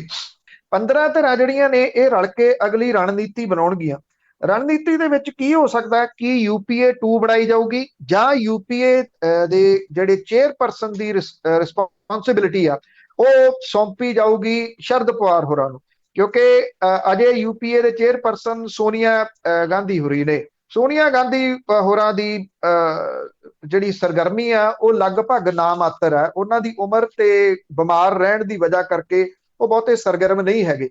ਇਸ ਕਰਕੇ ਜੇ ਸ਼ਰਦ ਪਵਾਰ ਹੋਰੀ ਮੂਹਰੇ ਲੱਗਦੇ ਆ ਤੇ ਬਿਨਾਂ ਕਿਸੇ ਸ਼ੱਕ ਦੇ ਇੱਕ ਹਿਲਜੁਲਤਾ ਜਿਹੜੀ ਆ ਉਹ ਸ਼ੁਰੂ ਹੋ ਸਕਦੀ ਆ ਕੇਂਦਰੀ ਰਾਜਨੀਤੀ ਦੇ ਵਿੱਚ। 24 ਦੇ ਵਾਸਤੇ ਇਹ ਤਿਆਰੀ ਜਿਹੜੀ ਆ ਜੀ ਉਹ ਆਰੰਭੀ ਗਈ ਆ। ਔਰ ਬਿਨਾਂ ਕਿਸੇ ਸ਼ੱਕ ਦੇ ਜੇ ਇਸ ਤਰ੍ਹਾਂ ਦਾ ਕੋਈ ਗੱਠਜੋੜ ਸਾਹਮਣੇ ਆਉਂਦਾ ਤੇ ਇਹ 5 ਰਾਜਾਂ ਦੀਆਂ ਚੋਣਾਂ, ਖਾਸ ਤੌਰ ਦੇ ਉੱਤੇ ਉੱਤਰ ਪ੍ਰਦੇਸ਼ ਦੀ ਜਿਹੜੀ ਚੋਣ ਹੈ ਉਹਦੇ ਉੱਤੇ ਵੀ ਇਹਦਾ ਅਸਰ ਵੇਖਣ ਨੂੰ ਮਿਲ ਸਕਦਾ ਹੈ, ਜਿੱਥੇ ਸਮਾਜਵਾਦੀ ਪਾਰਟੀ ਉਹ ਕਾਫੀ ਮੁਕਾਬਲੇ ਦੇ ਵਿੱਚ ਇਸ ਵੇਲੇ ਭਾਰਤੀ ਜਨਤਾ ਪਾਰਟੀ ਦੇ ਹੈ ਜੀ। ਤੇ ਅੱਗੇ ਗੱਲ ਕਰਦੇ ਆ ਕਿਸਾਨ ਮੋਰਚੇ ਵਾਲਿਆਂ ਦੀ। ਵੈਸੇ ਇੱਕ ਤਾਂ ਕਹਿੰਦੇ ਹੁੰਦੇ ਆ ਰਬੜ ਸਟੈਂਪ, ਇੱਕ ਮਿੱਟੀ ਦਾ ਬਾਵਾ ਆ ਰਾਸ਼ਟਰਪਤੀ, ਉਸ ਦੇ ਨਾਮ ਤੇ ਚਿੱਠੀ ਲਿਖੀ ਆ ਕਿਸਾਨ ਮੋਰਚੇ ਵਾਲਿਆਂ।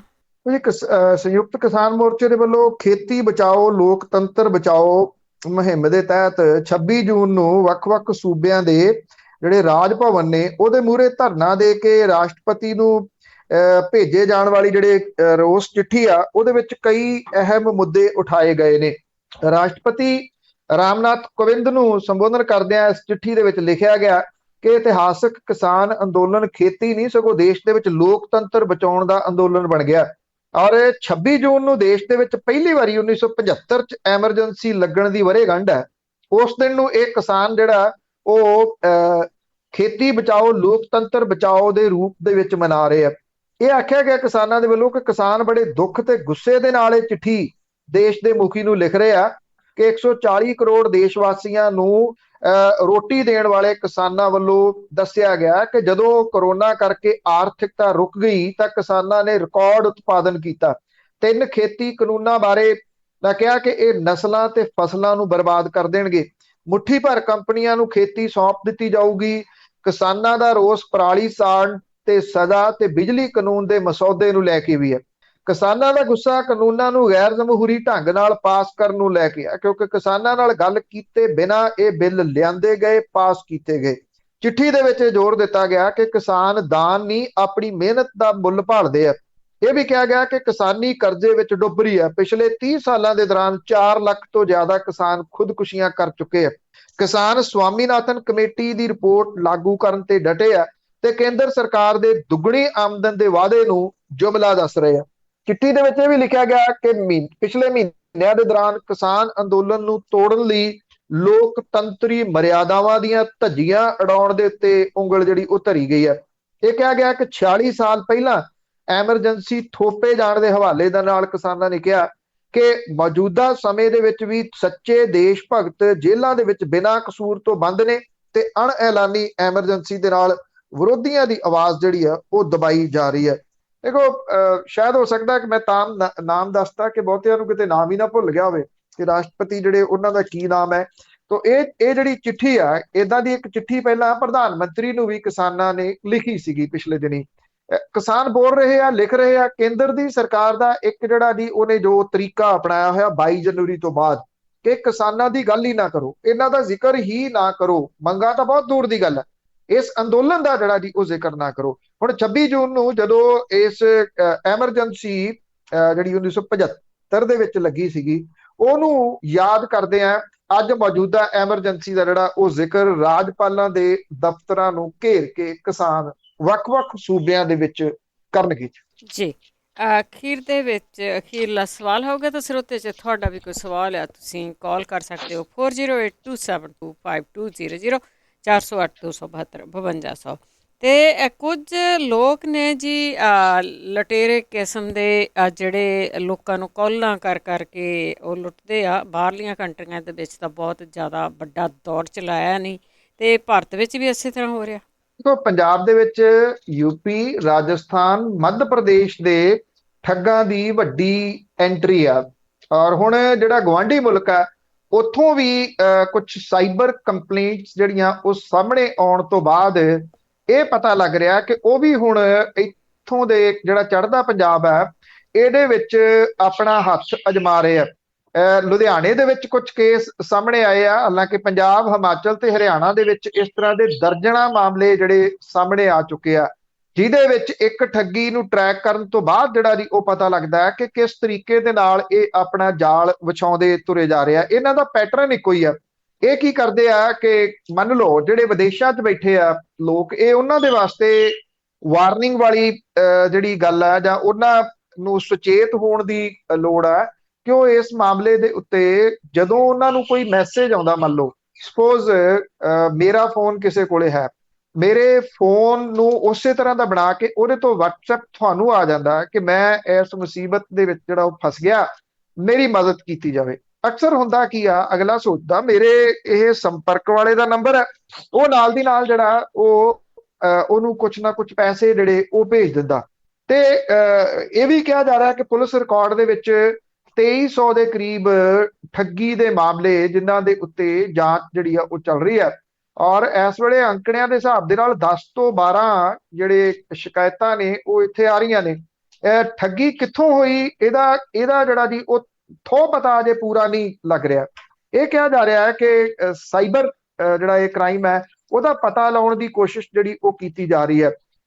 ਸੌਫਟਵੇਅਰ ਦੀ ਮਦਦ ਦੇ ਨਾਲ ਜਿਹੜੇ ਉਹ ਗਵਾਂਢੀ ਮੁਲਕ ਦੇ ਨੰਬਰ ਨੇ ਉਹਨਾਂ ਨੂੰ ਵਿਦੇਸ਼ੀ ਨੰਬਰਾਂ ਦੇ ਉੱਤੇ ਵੀ ਜਿਹੜਾ ਉਹ ਕਨਵਰਟ ਕਰ ਲੈਂਦੇ ਨੇ। ਵਿਦੇਸ਼ੀ ਉਹ ਜਿਹੜਾ ਇੱਧਰ ਭਾਰਤ ਵਾਲੇ ਨੰਬਰ ਵੀ ਉਹ ਵਿਦੇਸ਼ੀ ਬਣ ਗਏ। ਕੋਈ ਜਿਹੜਾ ਵਿਅਕਤੀ ਕਰ ਕਿਤੋਂ ਫੋਨ ਹੋ ਰਿਹਾ ਕਿਤੇ ਦੂਜੀ ਕੰਟਰੀ ਚੋਂ, ਉਹ ਸੌਫਟਵੇਅਰ ਦੇ ਨਾਲ ਮੇਰੇ ਵਾਲਾ ਜਿਹੜਾ ਨੰਬਰ ਆ ਜੀ ਉਹਨੂੰ ਉਹ ਕਰ ਲੂਗਾ। ਸੋ ਜਿਹੜੀ IP ਲੋਕੇਸ਼ਨ ਤੱਕ ਜਾਂਚ ਜਿਹੜੀ ਆ ਉਹ ਸੀਮਤ ਰਹਿ ਜਾਂਦੀ ਆ। ਤੇ ਜਦੋਂ IP ਨੰਬਰ ਦੂਰ ਦਾ ਹੈ ਤੇ ਫਿਰ ਪੁਲਿਸ ਸੋਚਦੀ ਹੈ ਚਲੋ ਜੋ ਹੋਇਆ ਉਹ ਠੱਗੇ ਗਏ। ਇਹ ਕਈ ਜਿਹੜੇ NRIs ਨੇ ਉਹਨਾਂ ਨੂੰ ਇਹਨਾਂ ਦੀ ਠੱਗੀ ਲੱਗ ਚੁੱਕੀ ਹੋਈ ਆ, ਔਰ ਕਈ ਲੱਖ ਰੁਪਏ ਦੀ ਜਿਹੜੀ ਠੱਗੀ ਆ ਉਹ ਲੱਗ ਚੁੱਕੀ ਹੋਈ ਆ। ਕਿਤੇ ਲੱਖ ਦੀ, 50,000 ਦੀ, 4.5 ਲੱਖ ਤੱਕ ਦੀ ਠੱਗੀ ਜਿਹੜੀ ਆ ਉਹ ਆ ਚੁੱਕੀ ਹੋਈ ਆ। ਔਰ ਉਹਨੂੰ ਮੈਡੀਕਲ ਦਾ ਜਿਹੜਾ ਹਵਾਲਾ ਦੇ ਕੇ ਰਿਸ਼ਤੇਦਾਰ ਨੇ ਕਿਹਾ ਵੀ ਮੈਂ ਤਾਂ ਮਾਰਿਆ ਗਿਆ ਔਰ ਮੈਨੂੰ ਇੱਥੇ ਜਿਹੜੇ ਇੰਨੇ ਪੈਸੇ ਚਾਹੀਦੇ ਆ। ਜਦੋਂ ਕੋਈ ਐਮਰਜੈਂਸੀ 'ਚ ਆ ਗਿਆ, ਸਾਡੇ ਸੁਭਾਅ 'ਚ ਸ਼ਾਮਲ ਆ, ਫਿਰ ਇਹ ਹੋ ਜਾਂਦਾ ਵੀ ਛੇਤੀ ਕੀਤੇ ਇਹਦੀ ਮਦਦ ਕਰੋ। ਉਦੋਂ ਕਿਸੇ ਦੇ ਦਿਮਾਗ ਦੇ ਵਿੱਚ ਇਹ ਘੱਟ ਆਉਂਦਾ ਕਿ ਮੈਂ ਇਹਦਾ ਪਹਿਲਾਂ ਪਤਾ ਲਾ ਲਵਾਂ ਵੀ ਇਹ ਕਿਤੇ ਫਰਾਡ ਤਾਂ ਨਹੀਂਗਾ। ਇਸ ਕਰਕੇ ਉਹਦਾ ਪਤਾ ਲਾਉਣਾ ਜਿਹੜਾ ਬੜਾ ਜ਼ਰੂਰੀ ਹੈ। ਜੇ ਇਸ ਤਰ੍ਹਾਂ ਦੇ ਕਿਸੇ ਨੰਬਰ ਤੋਂ ਤੁਹਾਨੂੰ ਆ ਰਹੀ ਆ ਤੇ ਉਹਦਾ ਕੋਈ ਅਦਰ ਨੰਬਰ ਜਿਹੜਾ ਉਹ ਟਰਾਈ ਕੀਤਾ ਜਾਵੇ, ਜਾਂ ਜਿਹੜੀ ਰੈਗੂਲਰ ਕਾਲ ਹੈ WhatsApp ਛੱਡ ਕੇ ਰੈਗੂਲਰ ਕਾਲ ਦੇ ਉੱਤੇ ਉਹਦੇ ਨਾਲ ਇੱਕ ਵਾਰੀ ਕਨਫਰਮ ਜ਼ਰੂਰ ਕਰ ਲਿਆ ਜਾਵੇ, ਕਿਉਂਕਿ ਉਹ WhatsApp ਨੰਬਰ ਜਿਹੜਾ ਤੁਹਾਡਾ ਯੂਜ਼ ਕਰ ਰਹੇ ਆ, ਜਿਹੜੀ ਰੈਗੂਲਰ ਕਾਲ ਨਹੀਂ, ਉਹਦੇ ਉੱਤੇ ਪੁੱਛ ਲਿਆ ਜਾਵੇ ਵੀ ਤੈਨੂੰ ਕੋਈ ਐਮਰਜੈਂਸੀ ਹੈ, ਤੂੰ ਮੈਨੂੰ ਇਸ ਤਰ੍ਹਾਂ ਦਾ ਮੈਸੇਜ ਜਿਹੜਾ ਉਹ ਭੇਜਿਆ ਜਿਹੜਾ ਕਿ ਠੱਗੀ ਤੋਂ ਤੁਹਾਨੂੰ ਬਚਾ ਸਕਦਾ ਹੈ। ਇਹਦੇ ਲਈ ਬੇਹੱਦ ਸੁਚੇਤ ਰਹਿਣ ਦੀ ਲੋੜ ਹੈ ਕਿ ਜੇ ਇਸ ਤਰ੍ਹਾਂ ਦਾ ਤੁਹਾਨੂੰ ਮੈਸੇਜ ਆਉਂਦਾ ਕਿ ਤੁਹਾਡਾ ਕੋਈ ਰਿਸ਼ਤੇਦਾਰ ਆ, ਮੈਂ ਇੱਥੇ ਫਸ ਗਿਆ, ਮੈਂ ਹਸਪੀਟਲ ਦੇ ਵਿੱਚ ਆ, ਉਹਨੂੰ ਕਰੋਨਾ ਹੋ ਗਿਆ, ਜਾਂ ਇੱਥੇ ਆਕਸੀਜਨ ਦੀ ਲੋੜ ਆ, ਇੰਨੇ ਪੈਸੇ ਚਾਹੀਦੇ ਆ, ਤੁਰੰਤ ਪੈਸੇ ਭੇਜਣ ਦੀ ਜਗ੍ਹਾ ਦੇ ਉੱਤੇ ਇੱਕ ਵਾਰੀ ਕਨਫਰਮੇਸ਼ਨ ਜਿਹੜੀ ਆ ਉਹ ਬੇਹੱਦ ਜ਼ਰੂਰੀ ਹੈ। ਬਿਲਕੁਲ ਜੀ, ਇਹ ਬਹੁਤ ਜ਼ਰੂਰੀ ਹੈ। ਅਤੇ ਸਰੋਤਿਓ ਨੇ ਅਸੀਂ ਇੱਕ ਬ੍ਰੇਕ ਲਾ ਕੇ ਦਿੱਤਾ, ਤੁਸੀਂ ਇਸੇ ਤਰ੍ਹਾਂ ਹੋਲਡ ਤੇ ਬਣੇ ਰਹਿਣਾ ਆ। ਤੇ ਜਿਹਨੇ ਹਜੇ ਕਾਲ ਕਰਨੀ ਆ ਕਾਲ ਕਰ ਸਕਦੇ ਹੋ 4082725200। ਵਾਪਸ ਆਉਣੇ ਇੱਕ ਛੋਟੀ ਜਿਹੀ ਬ੍ਰੇਕ ਤੋਂ ਬਾਅਦ। ਪੰਜਾਬੀ ਰੇਡੀਓ USA ਸੁਣ ਰਹੇ ਸਾਰੇ ਸਰੋਤਿਆਂ ਦਾ ਸਵਾਗਤ ਕਰਦੇ। ਤੁਸੀਂ ਜੁੜੇ ਹੋ ਪੰਜਾਬੀ ਰੇਡੀਓ USA ਦੇ ਨਾਲ, ਤੇ ਪ੍ਰੋਗਰਾਮ ਹੈ ਜੀ ਖਬਰ ਤੇ ਨਜ਼ਰ, ਜਿਸ ਦੇ ਵਿੱਚ ਤੁਸੀਂ ਸਵਾਲ ਕਰਕੇ, ਜੇ ਤੁਹਾਡਾ ਕੋਈ ਸਵਾਲ ਆ, ਕਾਲ ਕਰਕੇ ਪਤਾ ਕਰ ਸਕਦੇ ਹੋ 4082725200। ਸਟੂਡੀਓ ਦਾ ਫੋਨ ਨੰਬਰ ਹੈ। ਬਲਤੇਜ ਪੰਨੂ ਜੀ, ਇੱਕ ਵਾਰ ਫਿਰ ਸਵਾਗਤ ਹੈ ਜੀ। ਮਿਹਰਬਾਨੀ ਜੀ, ਧੰਨਵਾਦ। ਆਪਾਂ ਨਾਲ ਜੁੜੇ ਨੇ ਦਲਵੀਰ ਸਿੰਘ ਜੀ ਲੁਧਿਆਣਾ ਤੋਂ। ਸਤਿ ਸ਼੍ਰੀ ਅਕਾਲ ਭੈਣ ਜੀ। ਸਤਿ ਸ਼੍ਰੀ ਅਕਾਲ ਪੰਨੂ ਸਾਹਿਬ। ਸਤਿ ਸ਼੍ਰੀ ਅਕਾਲ। ਸਤਿ ਸ਼੍ਰੀ ਅਕਾਲ ਜੀ। ਹਾਂ ਪੰਨੂ ਸਾਹਿਬ, ਮੈਂ ਇੱਕ ਕੁਐਸਚਨ ਹੀ ਸੀਗਾ, ਕੱਲ ਮੈਂ ਜਦੋਂ ਇਹਨਾਂ ਦਾ ਦੇਖ ਰਿਹਾ ਸੀਗਾ, ਜਦੋਂ ਉਹਨਾਂ ਨੇ ਕੰਵਰ ਪ੍ਰਤਾਪ ਨੂੰ ਦਿੱਤਾ ਆਮ ਆਦਮੀ ਪਾਰਟੀ ਦੇ ਵਿੱਚ, ਤੇ ਉਹਨਾਂ ਨੇ ਅਖੀਰ ਦੇ ਵਿੱਚ ਕੇਜਰੀਵਾਲ ਸਾਹਿਬ ਨੇ ਇੱਕ ਇਹ ਗੱਲ ਕਹੀ ਵੀ ਇੱਕ ਸਿੱਖ ਚਿਹਰਾ ਹੋਊਗਾ ਪੰਜਾਬ ਦਾ ਅਗਲਾ CM, ਔਰ ਤੁਸੀਂ ਪ੍ਰਾਊਡ ਫੀਲ ਕਰੋਗੇ, ਉਹਨੂੰ ਮਾਣ ਮਹਿਸੂਸ ਕਰੋਗੇ ਤੁਸੀਂ। ਇਹ ਗੱਲ ਇਹ ਸਟੋਰੀ ਨਹੀਂ ਮੈਨੂੰ ਸਮਝ ਆਈ ਵੀ ਕਿਹਦੇ ਉੱਤੇ ਪ੍ਰਾਊਡ ਫੀਲ ਕਰਾਂਗੇ, ਉਹ ਕਿਹੜਾ ਚਿਹਰਾ ਵਾ। ਮੇਰੇ ਹਿਸਾਬ ਨਾਲ ਅਜੇ ਤੱਕ ਤਾਂ ਆਮ ਪਾਰਟੀ ਦੇ ਵਿੱਚ ਇਹੋ ਜਿਹਾ ਕੋਈ ਸਿੱਖ ਚਿਹਰਾ ਹੈ ਨਹੀਂ ਜਿਹਦੇ ਉੱਤੇ ਪ੍ਰਾਊਡ ਫੀਲ ਕੀਤਾ ਜਾ ਸਕੇ। ਥੈਂਕ ਯੂ ਜੀ। ਪਲੀਜ਼। Thank you. ਦੇਖੋ, ਆਈ ਥਿੰਕ ਇਹ ਤੁਹਾਡਾ ਜਿਹੜਾ ਸਵਾਲ ਆ ਉਹ ਆਪਣੇ ਆਪ ਦੇ ਵਿੱਚ ਇੱਕ ਜਿਹੜਾ ਜੀ ਉਹ ਸਵਾਲ ਹੈ ਕਿ ਸਿੱਖ ਚਿਹਰਾ ਹੈ ਹੀ ਨਹੀਂਗਾ ਕੋਈ, ਕਿਉਂਕਿ ਇਹਦੀ ਤੁਸੀਂ ਡੈਫੀਨੇਸ਼ਨ ਜਿਹੜਾ ਜੀ ਉਹ ਕਿਹੜੇ ਤਰੀਕੇ ਦੇ ਨਾਲ ਦਿਓਗੇ ਕਿ ਕਿਹੜਾ ਸਿੱਖ ਚਿਹਰਾ ਹੈ ਕਿਹੜਾ ਨਹੀਂ? ਕਿਉਂਕਿ ਅੱਗੇ ਜਿਹੜੀਆਂ ਕੈਟਾਗਰੀਜ਼ ਬੜੀਆਂ ਨੇ, ਇੱਕ ਤਾਂ ਚਿਹਰਾ ਉਹ ਵੀ ਹੋ ਸਕਦਾ ਜਿਹਦੇ ਨਾਲ ਨਾਮ ਨਾਲ ਸਿੰਘ ਲੱਗਿਆ ਹੋਇਆ, ਦੂਜਾ ਫੇਸ ਉਹ ਆ ਜਿਹਨੇ ਪੱਗ ਬੰਨੀ ਹੋਈ ਹੈ ਪਰ ਉਹਨੇ ਦਾੜੀ ਵਗੈਰਾ ਜਿਹੜੀ ਉਹ ਟ੍ਰਿਮ ਕੀਤੀ ਹੋਈ ਹੈ। ਫਿਰ ਇੱਕ ਸਿੱਖ ਫੇਸ ਉਹ ਹੋ ਜਾਂਦਾ ਜਿਹੜਾ ਕਿ ਅੰਮ੍ਰਿਤਧਾਰੀ ਆ, ਗੁਰਸਿੱਖ ਹੈ, ਉਹ ਸਿੱਖ ਨਾਲੋਂ ਗੁਰਸਿੱਖ ਜਿਹੜਾ ਉਹ ਫੇਸ ਹੋ ਜਾਂਦਾ। ਫਿਰ ਅੱਗੇ ਗੁਰਸਿੱਖਾਂ ਦੇ ਵਿੱਚ ਵੀ ਕਈ ਜਿਹੜੀਆਂ ਉਹ ਕੈਟਾਗਰੀਜ਼ ਨੇ ਵੀ ਤੁਸੀਂ ਕਿੱਥੋਂ, ਤੁਸੀਂ ਦਮਦਮੀ ਟਕਸਾਲ ਤੋਂ, ਤੁਸੀਂ ਅਕਾਲ ਤਖਤ ਨੂੰ ਮੰਨਦੇ ਹੋ, ਤੁਸੀਂ ਅਖੰਡ ਕੀਰਤਨੀ ਤੇ ਇਹ ਗਾਂ ਜਿਹੜੀਆਂ ਉਹ ਕੈਟਾਗਰੀਜ਼ ਹੋ ਜਾਂਦੀਆਂ ਨੇ। ਇਹ ਸਾਰੀਆਂ ਕੈਟਾਗਰੀਜ਼ ਕਿਸੇ ਇੱਕ ਜਗ੍ਹਾ ਦੇ ਉੱਤੇ ਮਿਲਣਗੀਆਂ। ਤੁਹਾਡੇ ਸਵਾਲ ਦੇ ਕਰਕੇ ਮੈਂ ਜਿਹੜਾ ਜੀ ਉਹ ਕਹਿ ਰਿਹਾ, ਮੈਨੂੰ ਨਹੀਂ ਜਿਹੜਾ ਜੀ ਉਹ ਲੱਗਦਾ ਕਿ ਇੰਨਾ ਕੁਝ ਜਿਹੜਾ ਉਹ ਮਿਲ ਸਕੂਗਾ। ਸਿੱਖ ਫੇਸ ਜਿਹੜਾ ਉਹ ਸਿੱਖ, ਪਹਿਲੀ ਤਾਂ ਗੱਲ ਹੈ ਕਿ ਕਿਹਨੂੰ, ਉਹਦੀ ਡੈਫੀਨੇਸ਼ਨ ਜਿਹੜੀ ਆ ਉਹ ਕੀ ਹੋਊਗੀ, ਇਹ ਆਪਣੇ ਆਪ ਦੇ ਵਿੱਚ ਸਵਾਲ ਹੈ। ਏਦਾਂ ਗੱਲ ਮੇਰਾ ਖਿਆਲ ਨਹੀਂ ਮੁਕਾਈ ਜਾ ਸਕਦੀ ਜਿਵੇਂ ਤੁਸੀਂ ਕਹਿੰਦੇ ਹੋ ਕਿ ਸਿੱਖ ਫੇਸ ਹੈ ਹੀ ਕੋਈ ਨੀਗਾ, ਕਿਉਂਕਿ ਬਹੁਤ ਸਾਰੇ ਲੋਕ ਉਹਦੇ ਨਾਲ ਜੁੜੇ ਹੋਏ ਆ। ਉਹ ਸੈਕੰਡ ਰੋ ਚ ਹੋ ਸਕਦੇ ਆ, ਥਰਡ ਰੋ ਚ ਹੋ ਸਕਦੇ ਆ। ਉਹਦੇ ਵਿੱਚ ਹੁਣ ਕਈ ਅੰਮ੍ਰਿਤਧਾਰੀ ਵੀ ਨੇ ਜਿਹੜੇ ਉਹਨਾਂ ਦੇ ਈਵਨ MLA ਵੀ ਹੈਗੇ ਨੇ ਅੰਮ੍ਰਿਤਧਾਰੀ ਨੇ। ਆਪਾਂ ਉਹਨਾਂ ਨੂੰ ਇਹ ਕਹਿ ਕੇ ਨਹੀਂ ਕੱਟ ਸਕਦੇ ਕੋਈ ਸਿੱਖ ਹੀ ਨਹੀਂ ਗੇ ਹੈਗੇ, ਉਹ ਤਾਂ ਗੁਰਸਿੱਖ ਵੀ ਨੇ। ਇਸ ਕਰਕੇ ਮੇਰਾ ਖਿਆਲ ਇਹ ਕਹਿਣਾ ਤਾਂ ਗਲਤ ਹੈ ਕਿ ਕੋਈ ਵੀ ਜਿਹੜਾ ਉਹਨਾਂ ਚ ਸਿੱਖ ਨਹੀਂ ਹੈਗਾ। ਹਾਂ, ਡੈਫੀਨੇਸ਼ਨ ਜਿਹੜੀਆਂ ਉਹ ਤੁਹਾਡੀਆਂ ਡੈਫੀਨੇਸ਼ਨ ਆਪਣੀ ਜਿਹੜੀ ਉਹ ਹੋ ਸਕਦੀ ਹੈ।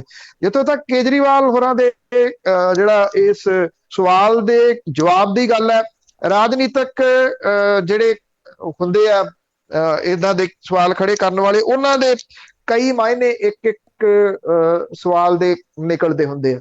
ਅਜੇ ਕੁਝ ਨਹੀਂ ਕਿਹਾ ਜਾ ਸਕਦਾ ਕਿ ਉਹ ਕੌਣ ਹੋ ਸਕਦਾ ਸਿੱਖ ਫੇਸ। ਅਜੇ ਉਹਨਾਂ ਨੇ ਮੇਰੀ ਜਾਚ ਇਹ ਵੀ ਹੋ ਸਕਦਾ ਕਿ ਕੁਝ ਮਹੀਨਿਆਂ ਦੇ ਵਾਸਤੇ ਗੱਲ ਜਿਹੜੀ ਆ ਉਹ ਠੰਡੇ ਬਸਤੇ ਚ ਪਾਤੀ ਆ ਕਿ ਇਹਦੇ ਉੱਤੇ ਕੋਈ ਨਾ ਹੋਵੇ, ਜਾਂ ਕੱਲ ਨੂੰ ਇਹ ਨਾ ਚੱਲਣਾ ਸ਼ੁਰੂ ਹੋ ਜਾਏ ਵੀ ਕਿਤੇ ਜਿਹੜੇ ਕੁੰਵਰ ਵਿਜੇ ਪ੍ਰਤਾਪ ਹੁਰੀ ਨੇ ਇਹ ਤਾਂ ਨਹੀਂ CM ਦਾ ਫੇਸ।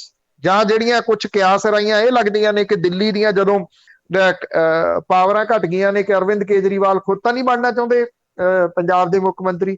ਇਹ ਜਿਹੜੀਆਂ ਕਿਆਸ ਰਾਈਆਂ ਇਹਨਾਂ ਨੂੰ ਵੀ ਕਿਤੇ ਨਾ ਕਿਤੇ ਤਾਂ ਉਹਨਾਂ ਨੇ ਕੁਐਸਚਨ ਮਾਰਕ ਦੇ ਵਿੱਚ ਜਿਹੜਾ ਉਹ ਪਾ ਦਿੱਤਾ ਨਾ। ਉਹ ਇੱਕ ਸਿਆਸੀ ਬਿਆਨ ਆ, ਉਹਨੂੰ ਧਾਰਮਿਕ ਰੰਗਤ ਜਿਹੜੀ ਆ ਉਹ ਮੇਰਾ ਖਿਆਲ ਨਾ ਹੀ ਦਿੱਤੀ ਜਾਵੇ ਤਾਂ ਬੈਟਰ ਹੈ, ਕਿਉਂਕਿ ਉਹਦੇ ਵਿੱਚੋਂ ਫਿਰ ਕਈ ਕਿਸਮ ਦੀਆਂ ਜਿਹੜੀਆਂ ਉਹ ਮੁਸ਼ਕਲਾਂ ਖੜੀਆਂ ਹੋ ਜਾਣਗੀਆਂ। ਜਿਹੜੀ ਤੁਸੀਂ ਡੈਫੀਨੇਸ਼ਨ ਜਿਹੜੀ ਸਿੱਖ ਦੀ ਦੇ ਰਹੇ ਹੋ ਉਹ ਕੋਈ ਹੋਰ ਹੋ ਸਕਦੀ ਹੈ, ਦੂਜੇ ਦੀ ਕਿਸੇ ਦੀ ਹੋਰ ਹੋ ਸਕਦੀ ਹੈ। ਸਾਨੂੰ ਇਹਦੇ ਵਿੱਚ ਉਲਝਣ ਦੀ ਜਿਹੜਾ ਜੀ ਉਹ ਕੀ ਲੋੜ ਹੈ? ਜਿਹੜੀ ਰਾਜਨੀਤੀ ਹੋ ਰਹੀ ਆ, ਕੋਈ ਕਹਿੰਦਾ ਮੈਂ ਦਲਿਤ ਡਿਪਟੀ CM ਬਣਾ ਦੂੰਗਾ, ਕੋਈ ਕਹਿੰਦਾ ਮੈਂ ਦਲਿਤ CM ਇੱਥੇ ਜਿਹੜਾ ਬਣਾ ਦੂੰਗਾ। ਇੱਕ ਗੱਲ ਜਿਹੜੀ ਉਹ ਨਾ ਭੁੱਲੀ ਜਾਵੇ ਅਜੇ ਕਿ ਇਹਨਾਂ ਚੀਜ਼ਾਂ ਦੇ ਵਿੱਚ ਉਲਝਣ ਦੀ ਜਗ੍ਹਾ ਦੇ ਉੱਤੇ ਤੁਹਾਡੇ ਵਰਗੇ ਜਿਹੜੇ ਸੁਹਿਰਦ ਲੋਕ ਨੇ ਉਹ ਪੰਜਾਬ ਦੇ ਮਸਲਿਆਂ ਦੀ ਗੱਲ ਕਰਨ ਤੇ ਉਹ ਜ਼ਿਆਦਾ ਬੈਟਰ ਰਹੂਗਾ ਜੀ। ਸਿੱਖ ਫੇਸ ਤਾਂ ਬਥੇਰੀ ਵਾਰੀ ਬਣਦੇ ਰਹੇ ਨੇ, ਕਹਿਣ ਨੂੰ ਤਾਂ ਪ੍ਰਕਾਸ਼ ਸਿੰਘ ਬਾਦਲ ਹੋਰੀ ਅੰਮ੍ਰਿਤਧਾਰੀ ਨੇ, ਫਿਰ ਤੁਸੀਂ ਉਹਨਾਂ ਨੂੰ ਇਹ ਕਿਵੇਂ ਨਕਾਰ ਸਕਦੇ ਹੋ ਕਿ ਉਹ ਸਿੱਖ ਨਹੀਂ ਗੇ? ਸਿੱਖ ਤਾਂ ਕੈਪਟਨ ਅਮਰਿੰਦਰ ਸਿੰਘ ਹੋਰੀ ਕਹਿੰਦੇ ਮੈਂ ਬਾਦਲਾਂ ਨਾਲੋਂ ਬੈਟਰ ਹੈ, ਕਿ ਤੁਸੀਂ ਉਹਨੂੰ ਵੀ ਜਿਹੜਾ ਜੀ ਉਹ ਕੱਟੋਗੇ? ਮੇਰਾ ਖਿਆਲ ਆਪਾਂ ਨੂੰ ਇਹਨਾਂ ਬਹਿਸਾਂ ਦੇ ਵਿੱਚ ਪੈਣ ਦੀ ਜਗ੍ਹਾ ਦੇ ਉੱਤੇ ਜਿਹੜੀ ਮੈਂ ਮੁੱਦਿਆਂ ਦੀ ਪਹਿਲਾਂ ਵੀ ਗੱਲ ਕੀਤੀ ਹੈ ਕਿ ਪੰਜਾਬ ਦੇ ਮੁੱਦੇ ਕੀ ਨੇ, ਪੰਜਾਬ ਦੇ ਤੁਰੰਤ ਧਿਆਨ ਦੇਣ ਵਾਲੇ ਜਿਹੜੇ ਮੁੱਦੇ ਕੀ ਨੇ। ਜੇ ਸਿੱਖ ਫੇਸ ਬਣ ਗਿਆ ਤੇ ਉਹਦੇ ਨਾਲ ਇਹ ਮੁੱਦੇ ਤਾਂ ਹੱਲ ਨਹੀਂ ਹੋ ਜਾਣੇ। ਜੇ ਦਲਿਤ ਫੇਸ ਕੋਈ ਡਿਪਟੀ CM ਬਣ ਗਿਆ ਉਹਦੇ ਨਾਲ ਦਲਿਤਾਂ ਦੇ ਮੁੱਦੇ ਨਹੀਂ ਹੱਲ ਹੋ ਜਾਣੇ। ਜਿਹੜੇ ਕੱਲ ਨੂੰ ਏਦਾਂ ਫਿਰ ਜਿਹੜੇ ਉਹ ਹਿੰਦੂ ਨੇ ਭਾਈਚਾਰਾ ਉਹ ਇਹ ਕਹੂਗਾ ਕਿ ਸਾਡਾ ਫੇਸ ਜਿਹੜਾ ਜੀ ਉਹ ਦਿਓ। ਤੋ ਇਸ ਵੇਲੇ ਮੇਰੀ ਜਾਚੇ ਪੰਜਾਬ ਦੀ ਰਾਜਨੀਤੀ ਦਾ ਅਸਲ ਫੇਸ ਜਿਹੜਾ ਨਾ ਸਾਰੀ ਰਾਜਨੀਤੀ ਦਾ ਉਹ ਕਿਸਾਨ ਹੈ, ਉਹ ਬੈਠਾ ਸਰਹੱਦਾਂ ਤੇ। ਜਿੰਨੀ ਦੇਰ ਤੱਕ ਕਿਸਾਨ ਮਸਲੇ ਦਾ ਹੱਲ ਨਹੀਂ ਹੁੰਦਾ, ਉਹ ਕਿਸਾਨ ਘਰਾਂ ਨੂੰ ਮੁੜ ਨਹੀਂ ਆਉਂਦੇ, ਉਨੀ ਦੇਰ ਤੱਕ ਕੋਈ ਪਾਰਟੀ ਜਿੱਡੇ ਵੱਡੇ ਮਰਜ਼ੀ ਦਾਅਵੇ ਜਿਹੜੇ ਜੀ ਉਹ ਕਰੀ ਜਾਵੇ, ਉਹ ਦਾਅਵੇ ਮੇਰੀ ਜਾਚੇ ਉਹ ਖੋਖੜੇ ਹੋਣਗੇ। ਜੀ ਜਸਵੰਤ ਸਿੰਘ ਚੌਲ ਬਿਆਨਾ ਤੋਂ ਸਤਿ ਸ਼੍ਰੀ ਅਕਾਲ। ਹਾਂਜੀ ਭੈਣ ਜੀ ਸਤਿ ਸ੍ਰੀ ਅਕਾਲ ਜੀ। ਭਾਜੀ ਤੁਹਾਨੂੰ ਸਤਿ ਸ੍ਰੀ ਅਕਾਲ ਜੀ। ਸਤਿ ਸ਼੍ਰੀ ਅਕਾਲ। ਸਤਿ ਸ਼੍ਰੀ ਅਕਾਲ ਜੀ। ਹਾਂਜੀ ਭਾਜੀ, ਇੱਕ ਤਾਂ ਦੇਖੋ ਨਾ, ਜਦੋਂ ਆਪਣਾ ਕੁੰਵਰ ਵਿਜੇ ਪ੍ਰਤਾਪ ਸਿੰਘ ਨੇ ਪਹਿਲਾਂ ਇਨਵੈਸਟੀਗੇਸ਼ਨ ਸ਼ੁਰੂ ਕੀਤੀ ਸੀ, ਤੁਸੀਂ ਡਿਟੇਲ ਦੱਸਿਆ ਸੀ ਨਾ, ਉਦੋਂ ਸਾਰੇ ਵਾਹ ਹੋ ਰਹੀ ਸੀ ਸਾਰੇ ਪਾਰਟੀਆਂ ਦੇ ਵਿੱਚ, ਕੋਈ ਆਹ ਚੰਗਾ ਬੰਦਾ ਆ, ਕੋਈ ਏਦਾਂ ਆ। ਹੁਣ ਜਦੋਂ ਅਹੁਦਾ ਛੱਡ ਕੇ ਸਾਈਡ ਤੇ ਚੱਲ ਗਿਆ ਉਦੋਂ ਸਭ ਦੀ ਟੋਨ ਬਦਲ ਗਈ ਨਾ। ਉਸ ਟਾਈਮ ਜੀ ਇਹ ਗਦਾਰ ਆ, ਇਹ ਤਮਾਕੂ ਚੱਪਣਾ ਆ, ਫਲਾਨਾ ਆ।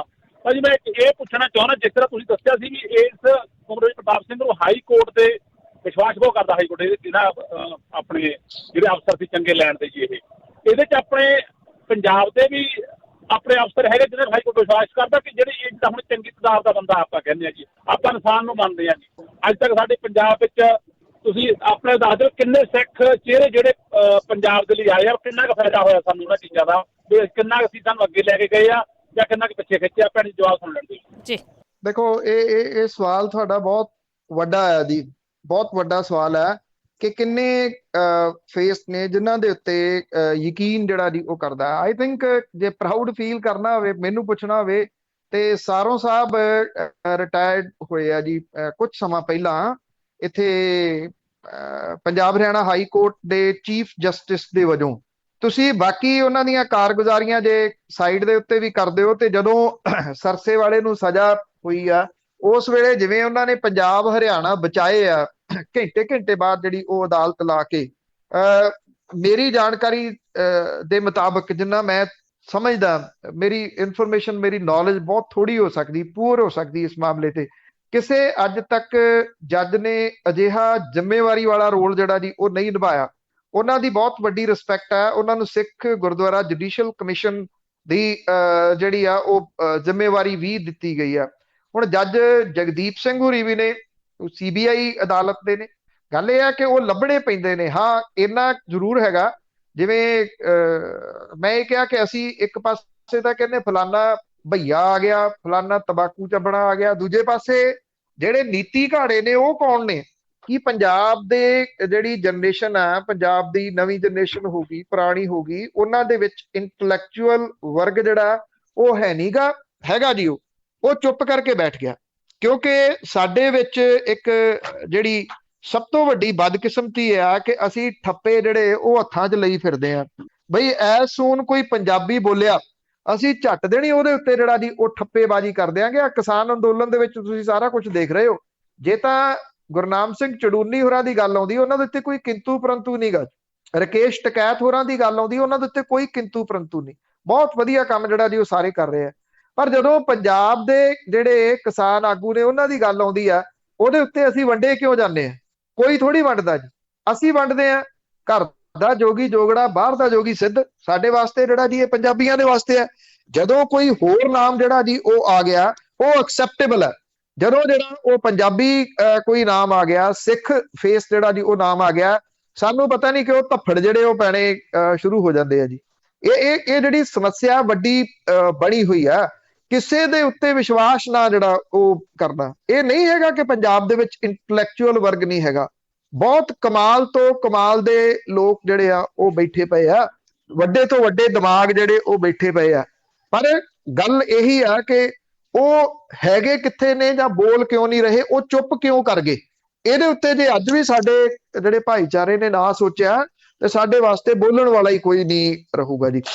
ਔਰ ਅੱਜ ਤੁਸੀਂ ਹਸਪਤਾਲਾਂ ਦੇ ਵਿੱਚ ਜਿਹੜਾ ਉਹ ਚਲੇ ਜਾਓ, ਉੱਥੇ ਵਾਰਡ ਦੇ ਬਾਹਰ ਦੇਖ ਲਓ ਕਿੰਨੇ ਨਾਮ ਨੇ ਜਿਨ੍ਹਾਂ ਦੇ ਵਿੱਚ ਸਾਡੇ ਬੱਚੇ ਨੇ, ਕੋਈ ਡਾਕਟਰਾਂ ਦੇ ਰੂਪ ਦੇ ਵਿੱਚ, ਵੱਡੇ ਵਕੀਲਾਂ ਦੇ ਰੂਪ ਦੇ ਵਿੱਚ। ਇਹ ਥੋੜੀ ਆ ਕਿ ਨਹੀਂ ਹੈਗੇ, ਪਰ ਉਹ ਗਏ ਕਿੱਥੇ, ਕਿਸ ਜਗ੍ਹਾ ਦੇ ਉੱਤੇ ਚਲੇ ਗਏ? ਕਿ ਉਹ ਦੂਜੇ ਸੂਬਿਆਂ ਦੇ ਵਿੱਚ ਸ਼ਿਫਟ ਕਰ ਗਏ, ਬਾਹਰਲੇ ਮੁਲਕਾਂ ਦੇ ਵਿੱਚ ਸ਼ਿਫਟ ਕਰ ਗਏ? ਇਹ ਜਿਹੜਾ ਜੀ ਇਹਨੂੰ ਸਾਰੇ ਨੂੰ ਦੇਖਣਾ ਪਊਗਾ। ਮੈਂ ਤਾਂ ਕਿਹਾ ਕਿ ਸਵਾਲ ਬਹੁਤ ਵੱਡਾ ਆ ਤੁਹਾਡਾ। 2-4 ਮਿੰਟਾਂ ਦੇ ਵਿੱਚ ਇਹਦਾ ਜਵਾਬ ਜਿਹੜਾ ਉਹ ਦਿੱਤਾ ਹੀ ਨਹੀਂ ਜਾ ਸਕਦਾ। ਸਾਨੂੰ ਸੋਚਣਾ ਪਊਗਾ ਕਿ ਅਸੀਂ ਕਿਸੇ ਦੇ ਉੱਤੇ ਵਿਸ਼ਵਾਸ ਕਰਦੇ ਆ ਜਾਂ ਅਸੀਂ ਲਾ ਕੇ ਠੱਪੇ ਜਿਹੜੇ ਆ ਉਹ ਕੰਪਲੀਟ ਕੰਮ ਖਤਮ ਕਰਤਾ। ਜਿਹੜਾ ਸਿਆਣਾ ਬੰਦਾ ਉਹ ਕਹਿੰਦਾ ਦਫਾ ਕਰੋ, ਕਾਦੇ ਲਈ ਐਵੇਂ ਆਪਣੇ ਸਿਰ 'ਚ ਖੇਪ ਪਾਉਣੀ ਆ ਜਿਹੜੇ ਟਰੋਲ ਆਰਮੀਜ਼ ਵਾਲੇ ਆ, ਉਹ ਕਿਸੇ ਦੀ ਵੀ ਧੀ ਭੈਣ ਜਿਹੜੀ ਆ ਉਹ ਮਿੰਟ ਲੱਗਦਾ ਉਹਨੂੰ ਪੁੰਨ ਦੇ ਵਾਸਤੇ ਉਹ ਬੈਠੇ ਨੇ ਫੇਕ ਅਕਾਊਂਟ ਖੋਲ ਕੇ। ਇਸ ਕਰਕੇ ਸਾਡੇ ਵਾਸਤੇ ਬੋਲਣੋਂ ਜਿਹੜਾ ਜੀ ਉਹ ਬੰਦ ਹੋ ਗਏ। ਜਿਨ੍ਹਾਂ ਨੂੰ ਗਰਾਊਂਡ ਰਿਐਲਿਟੀ ਪਤਾ, ਉਹ ਲੋਕ ਬੋਲਣਾ ਬੰਦ ਕਰ ਗਏ ਆਪਣੀ ਇੱਜ਼ਤ ਦੀ ਖਾਤਰ। ਉਹ ਪੁਰਾਣੀ ਕਹਾਵਤ ਹੈ ਕਿ ਸਿਆਣਾ ਬੰਦਾ ਅੰਦਰ ਵੜਿਆ, ਮੂਰਖ ਆਕੇ ਮੈਥੋਂ ਡਰਿਆ। ਉਹ ਜਿਹੜੀ ਜੀ ਉਹ ਗੱਲ ਹੈ, ਉਹ ਇਹ ਕਹਿਣ ਲੱਗੇ ਡਰਾਲੇ ਨਾ ਵਾੜ ਦਿੱਤੇ ਨਾ, ਫਿਰ ਜੀ ਅੰਦਰ ਜਿਹੜੇ ਸੀਗੇ ਹੁਣ ਨਹੀਂ ਬਾਹਰ ਨਿਕਲਦੇ। ਉਹ ਇਹ ਸੋਚਦੇ ਆ ਕਿ ਰਹਿਣ ਦਿਓ, ਕਿਹੜਾ ਆਪਣੇ ਸਿਰ ਦੇ ਵਿੱਚ ਜਿਹੜਾ ਜੀ ਉਹ ਖੇਪ ਪਾਊਗਾ। ਇਹ ਨਹੀਂ ਹੈਗਾ ਕਿ ਸਿਆਣੇ ਨਹੀਂ ਹੈਗੇ, ਬਹੁਤ ਨੇ ਸਿਆਣੇ, ਉਹ ਮੂਹਰੇ ਨਹੀਂ ਆਉਂਦੇ ਜੀ। ਅਵਤਾਰ ਸਿੰਘ ਜੀ ਸਤਿ ਸ਼੍ਰੀ ਅਕਾਲ। ਸਤਿ ਸ੍ਰੀ ਅਕਾਲ ਭੈਣ ਜੀ, ਸਤਿ ਸ੍ਰੀ ਅਕਾਲ ਪੰਨੂ ਸਾਹਿਬ ਜੀ। ਸਤਿ ਸ਼੍ਰੀ ਅਕਾਲ। ਸਤਿ ਸ਼੍ਰੀ ਅਕਾਲ ਜੀ, ਸਤਿ ਸ਼੍ਰੀ ਅਕਾਲ।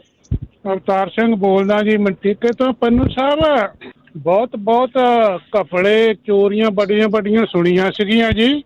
ਵਿਜੇ ਮਾਲੀਆ ਪੈਸੇ ਲੈ ਕੇ ਦੌੜ ਗਿਆ, ਸੋਨਾ ਚੋਰੀ ਹੋ ਗਿਆ, ਪੈਸਾ ਚੋਰੀ ਹੋ ਗਿਆ।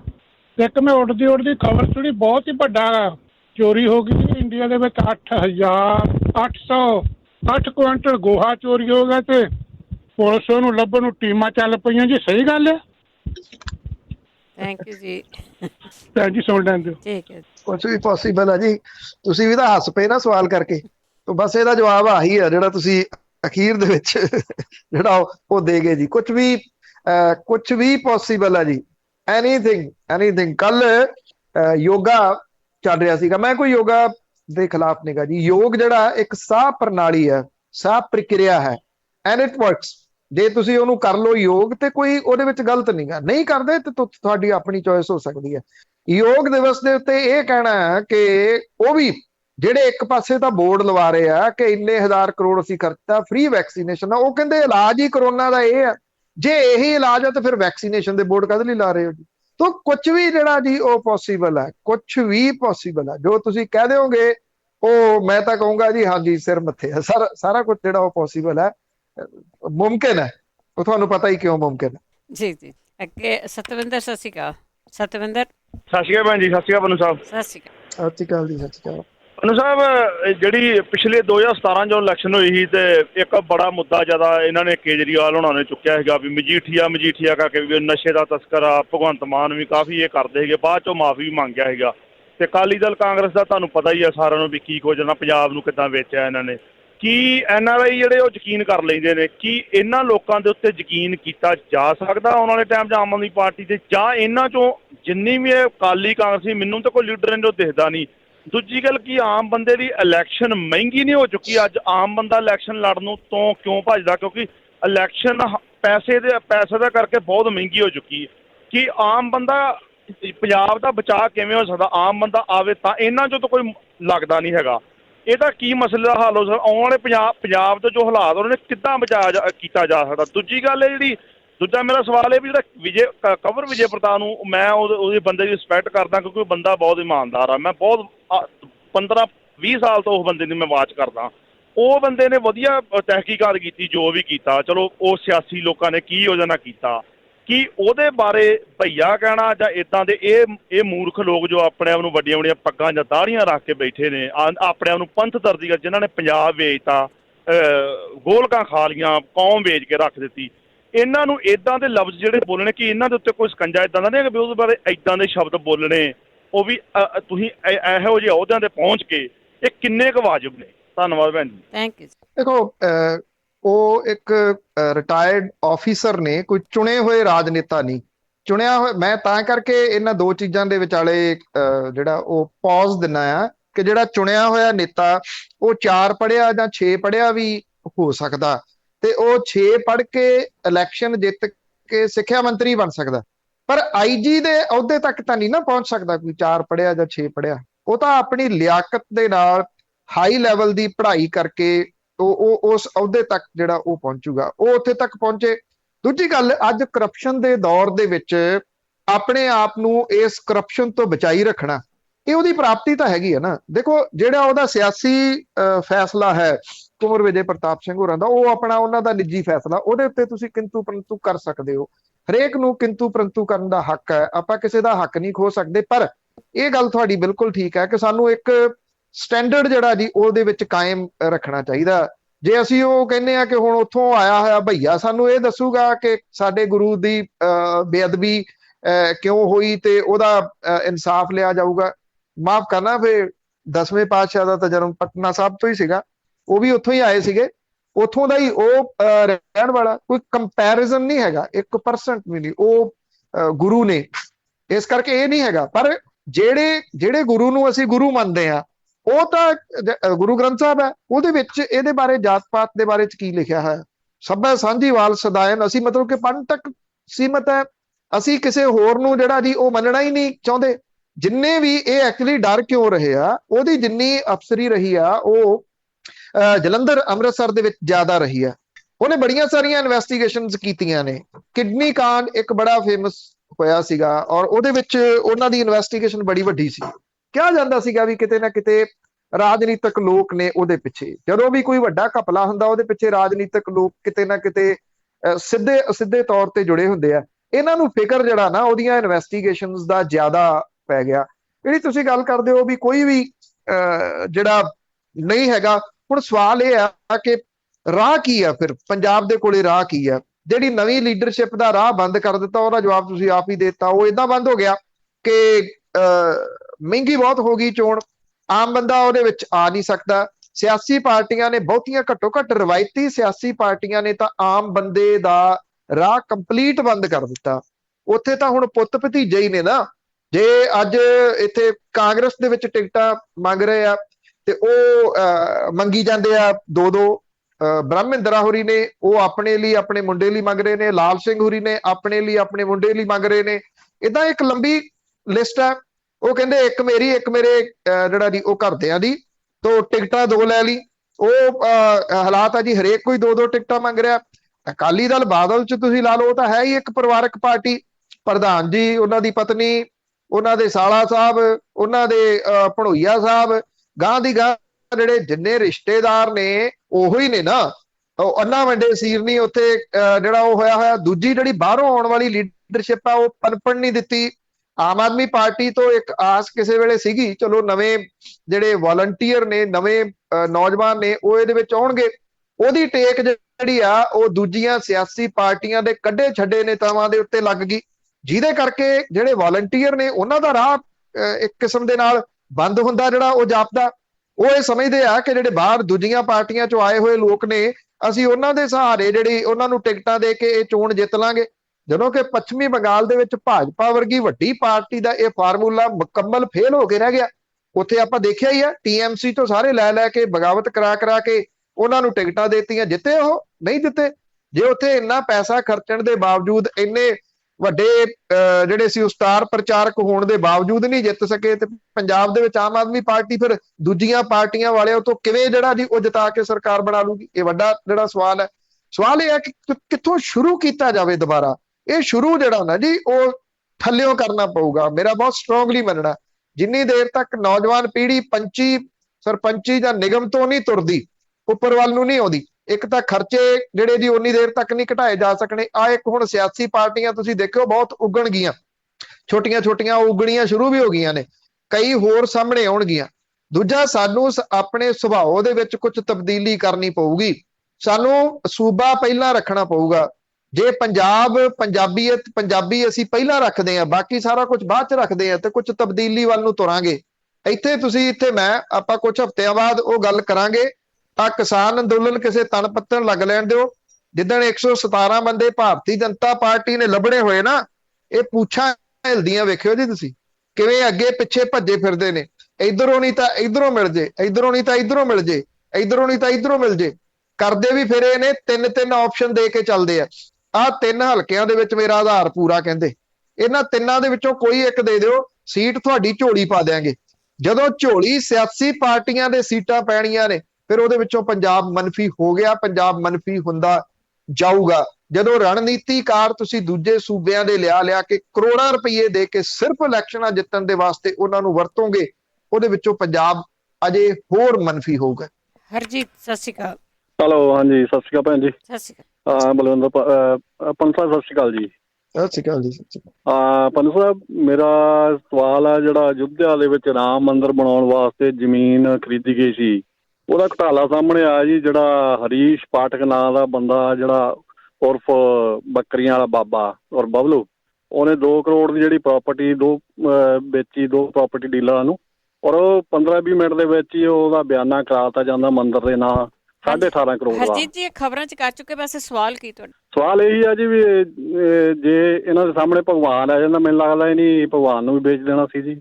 ਨੰਬਰ 2 ਜੀ, ਮੇਰਾ ਦੂਜਾ ਕੁਐਸਚਨ ਹੈ ਜੀ, ਜਿਹੜਾ ਦਿੱਲੀ ਗੁਰਦੁਆਰਾ ਪ੍ਰਬੰਧਕ ਕਮੇਟੀ ਜਿਹੜਾ ਕੋਵਿਡ ਸੈਂਟਰ ਚਲਾ ਰਹੀ ਆ, ਉਹਦੇ ਵਿੱਚ 3 ਡਾਕਟਰ ਸਾਹਮਣੇ ਆਏ ਜੀ, ਜਿਨ੍ਹਾਂ ਦੇ ਕੋਲ ਕੋਈ ਡਿਗਰੀ ਨਹੀਂ, ਕੋਈ ਕੁਛ ਨਹੀਂ, ਉਹ ਮਰੀਜ਼ਾਂ ਨੂੰ ਦੇਖ ਰਹੇ ਨੇ, ਤੇ ਇਹ ਸਿਹਤ ਦੇ ਨਾਲ ਜੁੜਿਆ ਹੋਇਆ ਸਵਾਲ ਆ ਜੀ। ਤੇ ਇਹਦੇ ਬਾਰੇ ਜਰਾ ਥੋੜਾ ਦੱਸਿਓ ਜੀ। Thank you. ਦੇਖੋ, ਉਹ ਤਾਂ ਹੁਣ ਹੋ ਗਈ ਪੁਰਾਣੀ ਗੱਲ, ਬੱਕਰੀਆਂ ਵਾਲੇ ਬਾਬੇ ਵਾਲੀ, ਤੇ 18 ਕਰੋੜ 18.5। ਉਦੋਂ ਬਾਅਦ ਤਾਂ 3 ਹੋਰ ਘੁਟਾਲੇ ਜਿਹੜੇ ਜੀ ਉਹ ਸਾਹਮਣੇ ਆ ਗਏ। ਉੱਥੋਂ ਦੇ ਮੇਅਰ ਦਾ ਰਿਸ਼ਤੇਦਾਰ ਵੀ ਜਿਹੜਾ ਜੀ ਉਹ ਸ਼ਾਮਲ ਹੈ। ਇਹ ਤਾਂ ਬਹੁਤ ਕੁਝ ਜਿਹੜਾ ਜੀ ਉੱਥੇ ਛੋਟੀਆਂ ਜਿਹੜੀਆਂ ਜ਼ਮੀਨਾਂ ਲੈ ਕੇ ਮੁੜ ਕੇ ਟਰਸਟ ਦੇ ਨਾਂ ਦੇ ਉੱਤੇ ਕੀਤੀਆਂ ਨੇ। ਗੁਰਬਾਣੀ ਦੇ ਵਿੱਚ ਇਹ ਦਰਜ ਹੈ, ਮਾਥੇ ਤਿਲਕ ਗਲ ਮਾਲਾ ਬਾਨਾ, ਲੋਗਨ ਰਾਮ ਖਿਲਾਉਣਾ ਜਾਣਾ।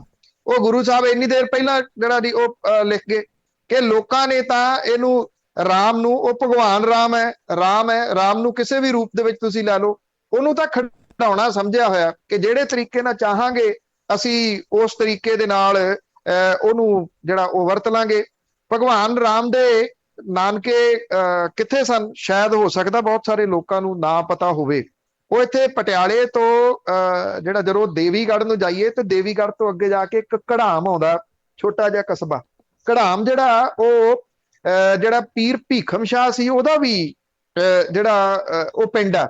ਪੀਰ ਭੀਖਮ ਸ਼ਾਹ ਦੇ ਚੇਤੇ 'ਚ ਹੋਵੇ ਤੇ 2 ਕੁੱਜੀਆਂ ਵਾਲੀ ਜਿਹੜੀ ਤੁਸੀਂ ਉਹ ਸੁਣਦੇ ਹੋ ਕਿ ਉਹਨੇ ਕਿਹਾ ਸੀ ਵੀ 10ਵੇਂ ਪਾਤਸ਼ਾਹ ਜਦੋਂ ਜਨਮੇ ਆ ਵੀ ਉਹ ਕਿਹਦੀ ਮਦਦ ਕਰਨਗੇ, ਕਿਹਦੇ ਹੱਥ ਰੱਖੋ। ਚਲੋ ਉਹ ਪੀਰ ਭੀਖਮ ਸ਼ਾਹ ਦੀ ਜਗ੍ਹਾ ਉਹ ਗੁਰੂ ਸਾਹਿਬ ਨੂੰ ਮੰਨਦਾ ਰਿਹਾ। ਉੱਥੇ ਅੱਜ ਵੀ ਥੇ ਦੇ ਉੱਤੇ ਛੋਟਾ ਜਿਹਾ ਮੰਦਿਰ ਜਿਹੜਾ ਜੀ ਉਹ ਮੌਜੂਦ ਆ ਭਗਵਾਨ ਰਾਮ ਦਾ। ਉਹਦੀ ਕਿਸੇ ਨੇ ਸਾਰ ਨਹੀਂ ਲਈ। ਉਹ ਨਾਨਕਾ ਪਿੰਡ ਹੈ ਭਗਵਾਨ ਰਾਮ ਦਾ। ਉੱਥੋਂ ਉਹਦੇ ਮਾਤਾ ਜੀ ਇਸ ਜਗ੍ਹਾ ਤੋਂ ਸਨ। ਉਹ ਤਾਂ ਸਿਆਸਤ ਆ ਜਿਹੜੀ ਹੋ ਰਹੀ ਆ। ਜੇ ਦੇਖਿਆ ਜਾਵੇ ਤਾਂ ਜਿਹੜਾ ਰੱਬ ਹੈ, ਜੇ ਉਹਨੂੰ ਤੁਸੀਂ ਰਾਮ ਦੇ ਨਾਮ ਦੇ ਉੱਤੇ ਮੰਨ ਲਓ, ਕੁਝ ਵੀ ਉਹਨੂੰ ਕਹਿ ਲਓ, ਉਹਨੂੰ ਨਾਨਕ ਕਹਿ ਲਓ, ਉਹ ਤਾਂ ਹਰੇਕ ਜਗ੍ਹਾ ਦੇ ਉੱਤੇ ਮੌਜੂਦ ਹੈ। ਉਹਨੂੰ ਕੀ 400 ਕਰੋੜ ਰੁਪਏ ਦੀ ਕੋਈ ਇਮਾਰਤ ਦੀ ਜਿਹੜੀ ਉਹ ਜ਼ਰੂਰਤ ਹੈ? ਹਰੀ ਮੰਦਿਰ ਕੀ ਹੈ? ਹਰੀ ਮੰਦਿਰ ਸੋਨਾ ਨਹੀਂਗਾ, ਉਹ ਹਰੀ ਦਾ ਮੰਦਿਰ ਹੈ, ਹਰ ਮੰਦਿਰ ਹੈ, ਇਸ ਕਰਕੇ ਉਹ ਹਰਮੰਦਰ ਹੈ। ਠੀਕ ਹੈ ਨਾ ਜੀ। ਇਹ ਤਾਂ ਗੱਲ ਸਮਝਣ ਦੀ ਆ। ਉਹ ਲੋਗਨ ਰਾਮ ਖਿਲੌਣਾ ਜਾਣਾ ਵਾਲੀ ਗੱਲ ਹੈ। ਅੱਜ ਜਿਹੜੇ ਘਪਲੇ ਨੇ ਜਿਹੜੇ ਸਾਹਮਣੇ ਆ ਰਹੇ ਆ, ਇਹ ਸਾਡੇ ਵਾਸਤੇ ਨੇ ਨਾ। ਆ ਗੰਗਸਰ ਗੁਰਦੁਆਰੇ ਦੇ ਵਿੱਚ ਕੀ ਹੋਇਆ, ਜੈਤੋ ਦੇ ਗੁਰਦੁਆਰੇ ਦੇ ਵਿੱਚ, ਉਦੋਂ ਨੀਚ ਹਰਕਤ ਕੋਈ ਜਿਹੜੀ ਹੋ ਸਕਦੀ ਹੈ ਕਿਸੇ ਧਾਰਮਿਕ ਸਥਾਨ ਦੇ ਉੱਤੇ? ਚਲੋ ਉਹ ਤਾਂ ਫਿਰ ਪੈਸੇ ਦੇ ਉੱਤੇ ਤੁਲ ਗਏ। ਇਹ ਤਾਂ ਉਦੋਂ ਵੀ ਗਰਕ ਹੋ ਗਿਆ ਜਿਹੜਾ ਜੀ ਉਹ ਬੇੜਾ। ਕਿੱਥੋਂ ਤੱਕ ਇਹ ਲੋਕਾਂ ਨੇ ਜਿਹੜਾ ਜਾਣਾ? ਜੇ ਕੋਈ ਆਮ ਬੰਦਾ, ਕੋਈ ਮੇਰੇ ਵਰਗਾ, ਕੋਈ ਜੇ ਕਿਸੇ ਦੇ ਅਣਜਾਣੇ ਦੇ ਵਿੱਚ ਵੀ ਕੋਈ ਲਫ਼ਜ਼ ਜਿਹੜਾ ਜੀ ਉਹ ਮੂੰਹ ਦੇ ਵਿੱਚੋਂ ਉਦਾਂ ਦਾ ਨਿਕਲ ਜੇ ਜਾਂ ਲਿਖਿਆ ਜਾਵੇ, ਤੇ ਇਹ ਜਿੰਨੇ ਠੇਕੇਦਾਰ ਨੇ ਇਹ ਹਾਲਾ ਜਿਹੜੇ ਜੀ ਉਹ ਕਰਕੇ ਰੌਲਾ ਪਾਉਣ ਲੱਗ ਜਾਂਦੇ ਆ। ਉਸ ਮਸਲੇ ਦੇ ਉੱਤੇ, ਗੰਗਸਰ ਵਾਲੇ ਮਸਲੇ ਦੇ ਉੱਤੇ ਕਿੰਨੇ ਲੋਕ ਜਿਹੜਾ ਜੀ ਉਹ ਬੋਲੇ? ਸਭ ਦੀਆਂ ਜ਼ਬਾਨਾਂ ਜਿਹੜੀਆਂ ਉਹ ਸੀਤੀਆਂ ਗਈਆਂ, ਕਿਉਂਕਿ ਇਸ ਮਸਲੇ ਦੇ ਉੱਤੇ ਇਹ ਫਿਰ ਚੋਰ ਮਸੇਰੇ ਭਾਈ ਨੇ, ਫਿਰ ਸਾਰੇ ਇਕੱਠੇ ਨੇ, ਫਿਰ ਇਕੱਠੇ ਹੋ ਜਾਂਦੇ ਆ, ਕਿਉਂਕਿ ਫਿਰ ਧਰਮ ਨੂੰ ਖਤਰਾ ਖੜਾ ਹੋ ਜਾਂਦਾ।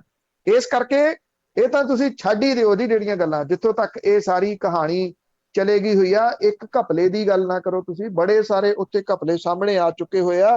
ਹੁਣ ਤਾਂ ਲੋਕਾਂ ਦੇ ਉੱਤੇ ਸਵਾਲ ਇਸ ਗੱਲ ਦਾ ਖੜਾ ਹੋ ਰਿਹਾ ਵੀ ਜਿਹਨੂੰ ਉਹ ਦੁੱਧ ਦੀ ਰਾਖੀ ਬਿੱਲਾ ਬਿਠਾਇਆ ਚੰਪਤ ਰਾਏ, 4000 ਕਰੋੜ ਰੁਪਈਆ ਲੋਕਾਂ ਦੇ ਪੈਸੇ ਦਾ ਉਹ ਰਾਮ ਮੰਦਿਰ ਦੇ ਵਾਸਤੇ ਇਕੱਠਾ ਹੋਇਆ। ਇਹ ਨਹੀਂ ਪਤਾ ਕਿ ਉਹਦੇ ਵਿੱਚੋਂ ਕੀ ਕੁਝ ਨਿਕਲ ਆਉਣਾ। ਇਹ ਤਾਂ ਅਜੇ ਛੋਟੇ ਘਪਲੇ ਸਾਹਮਣੇ ਆ ਰਹੇ ਜੀ ਬਿਲਕੁਲ। ਅੱਗੇ ਕੇਵਲ ਸਿੰਘ ਜੀ। ਹੈਲੋ, ਸਤਿ ਸ਼੍ਰੀ ਅਕਾਲ। ਹਾਂਜੀ, ਸਭ ਨੂੰ ਸਤਿ ਸ੍ਰੀ ਅਕਾਲ। ਭੈਣ ਸਤਿ ਸ੍ਰੀ ਅਕਾਲ ਜੀ। ਮੈਂ ਦੱਸਣਾ ਚਾਹੁੰਦਾ, ਜਿਹੜੀ ਆਪਣੀ ਪਾਰਟੀ ਦੀ ਗੱਲ ਕਰਦੇ ਆ, ਅਜੇ ਤਾਂ ਉਹਦਾ ਮੁੱਢ ਹੀ ਬਣਿਆ। ਦੇਖੋ ਕਿੰਨੇ ਰਿਟਾਇਰਡ ਆਫੀਸਰ ਆ ਜਿਹੜੇ ਇਕੱਠੇ ਹੋ ਚੁੱਕੇ ਆ, 12-13। ਉਹ ਇਹ ਸਾਰੇ ਇਸੇ ਪਾਰਟੀ 'ਚ ਸ਼ਾਮਲ ਹੋ ਜਾਣੇ।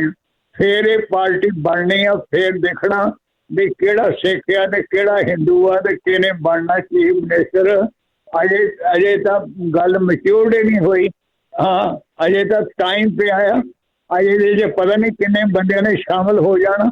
ਚੰਗਾ ਜੀ, ਸਤਿ ਸ੍ਰੀ ਅਕਾਲ ਜੀ। ਥੈਂਕ ਯੂ, ਸਤਿ ਸ਼੍ਰੀ ਅਕਾਲ। ਧੰਨਵਾਦ ਜੀ। ਤੁਹਾਡਾ ਸੁਝਾਅ ਸੀ। ਕਿਹੜੀ ਪਾਰਟੀ ਦੀ ਗੱਲ ਕਰ ਰਹੇ ਵੈਸੇ? ਪਤਾ ਨਹੀਂ, ਕਹਿੰਦੇ ਇਸ ਪਾਰਟੀ ਦੇ ਵਿੱਚ ਹੀ ਸ਼ਾਮਲ ਹੋ ਜਾਣਾ ਜਿਸ ਚ ਕੁਮਰ ਵਿਜੇ ਮੈਂ ਕਿਹਾ ਅੱਛਾ ਕਈ ਪਾਰਟੀਆਂ ਹੋਰ ਵੀ ਬਣ ਰਹੀਆਂ, ਉਹਨਾਂ ਦਾ ਨਾਮ ਤਾਂ ਪਾਰਟਿਕੂਲਰ ਨਹੀਂ ਦੱਸਿਆ ਜੀ। ਬਹੁਤ ਬਣ ਗਈ। ਬੂਟਾ ਸਿੰਘ ਜੀ। ਹਾਂਜੀ, ਭੈਣ ਬਲਵਿੰਦਰ ਕੌਰ ਜੀ ਤੇ ਸਰਦਾਰ ਬਲਤੇਜ ਸਿੰਘ ਜੀ ਪੰਨੂ ਤੇ ਪੰਜਾਬੀ ਰੇਡੀਓ ਦੇ ਸਾਰੇ ਸੁਣਨ ਵਾਲੇ ਸਰੋਤਿਆਂ ਨੂੰ ਵਾਹਿਗੁਰੂ ਜੀ ਕਾ ਖਾਲਸਾ, ਵਾਹਿਗੁਰੂ ਜੀ ਕੀ ਫਤਿਹ ਜੀ। ਵਾਹਿਗੁਰੂ ਜੀ ਕੀ ਫਤਿਹ ਜੀ।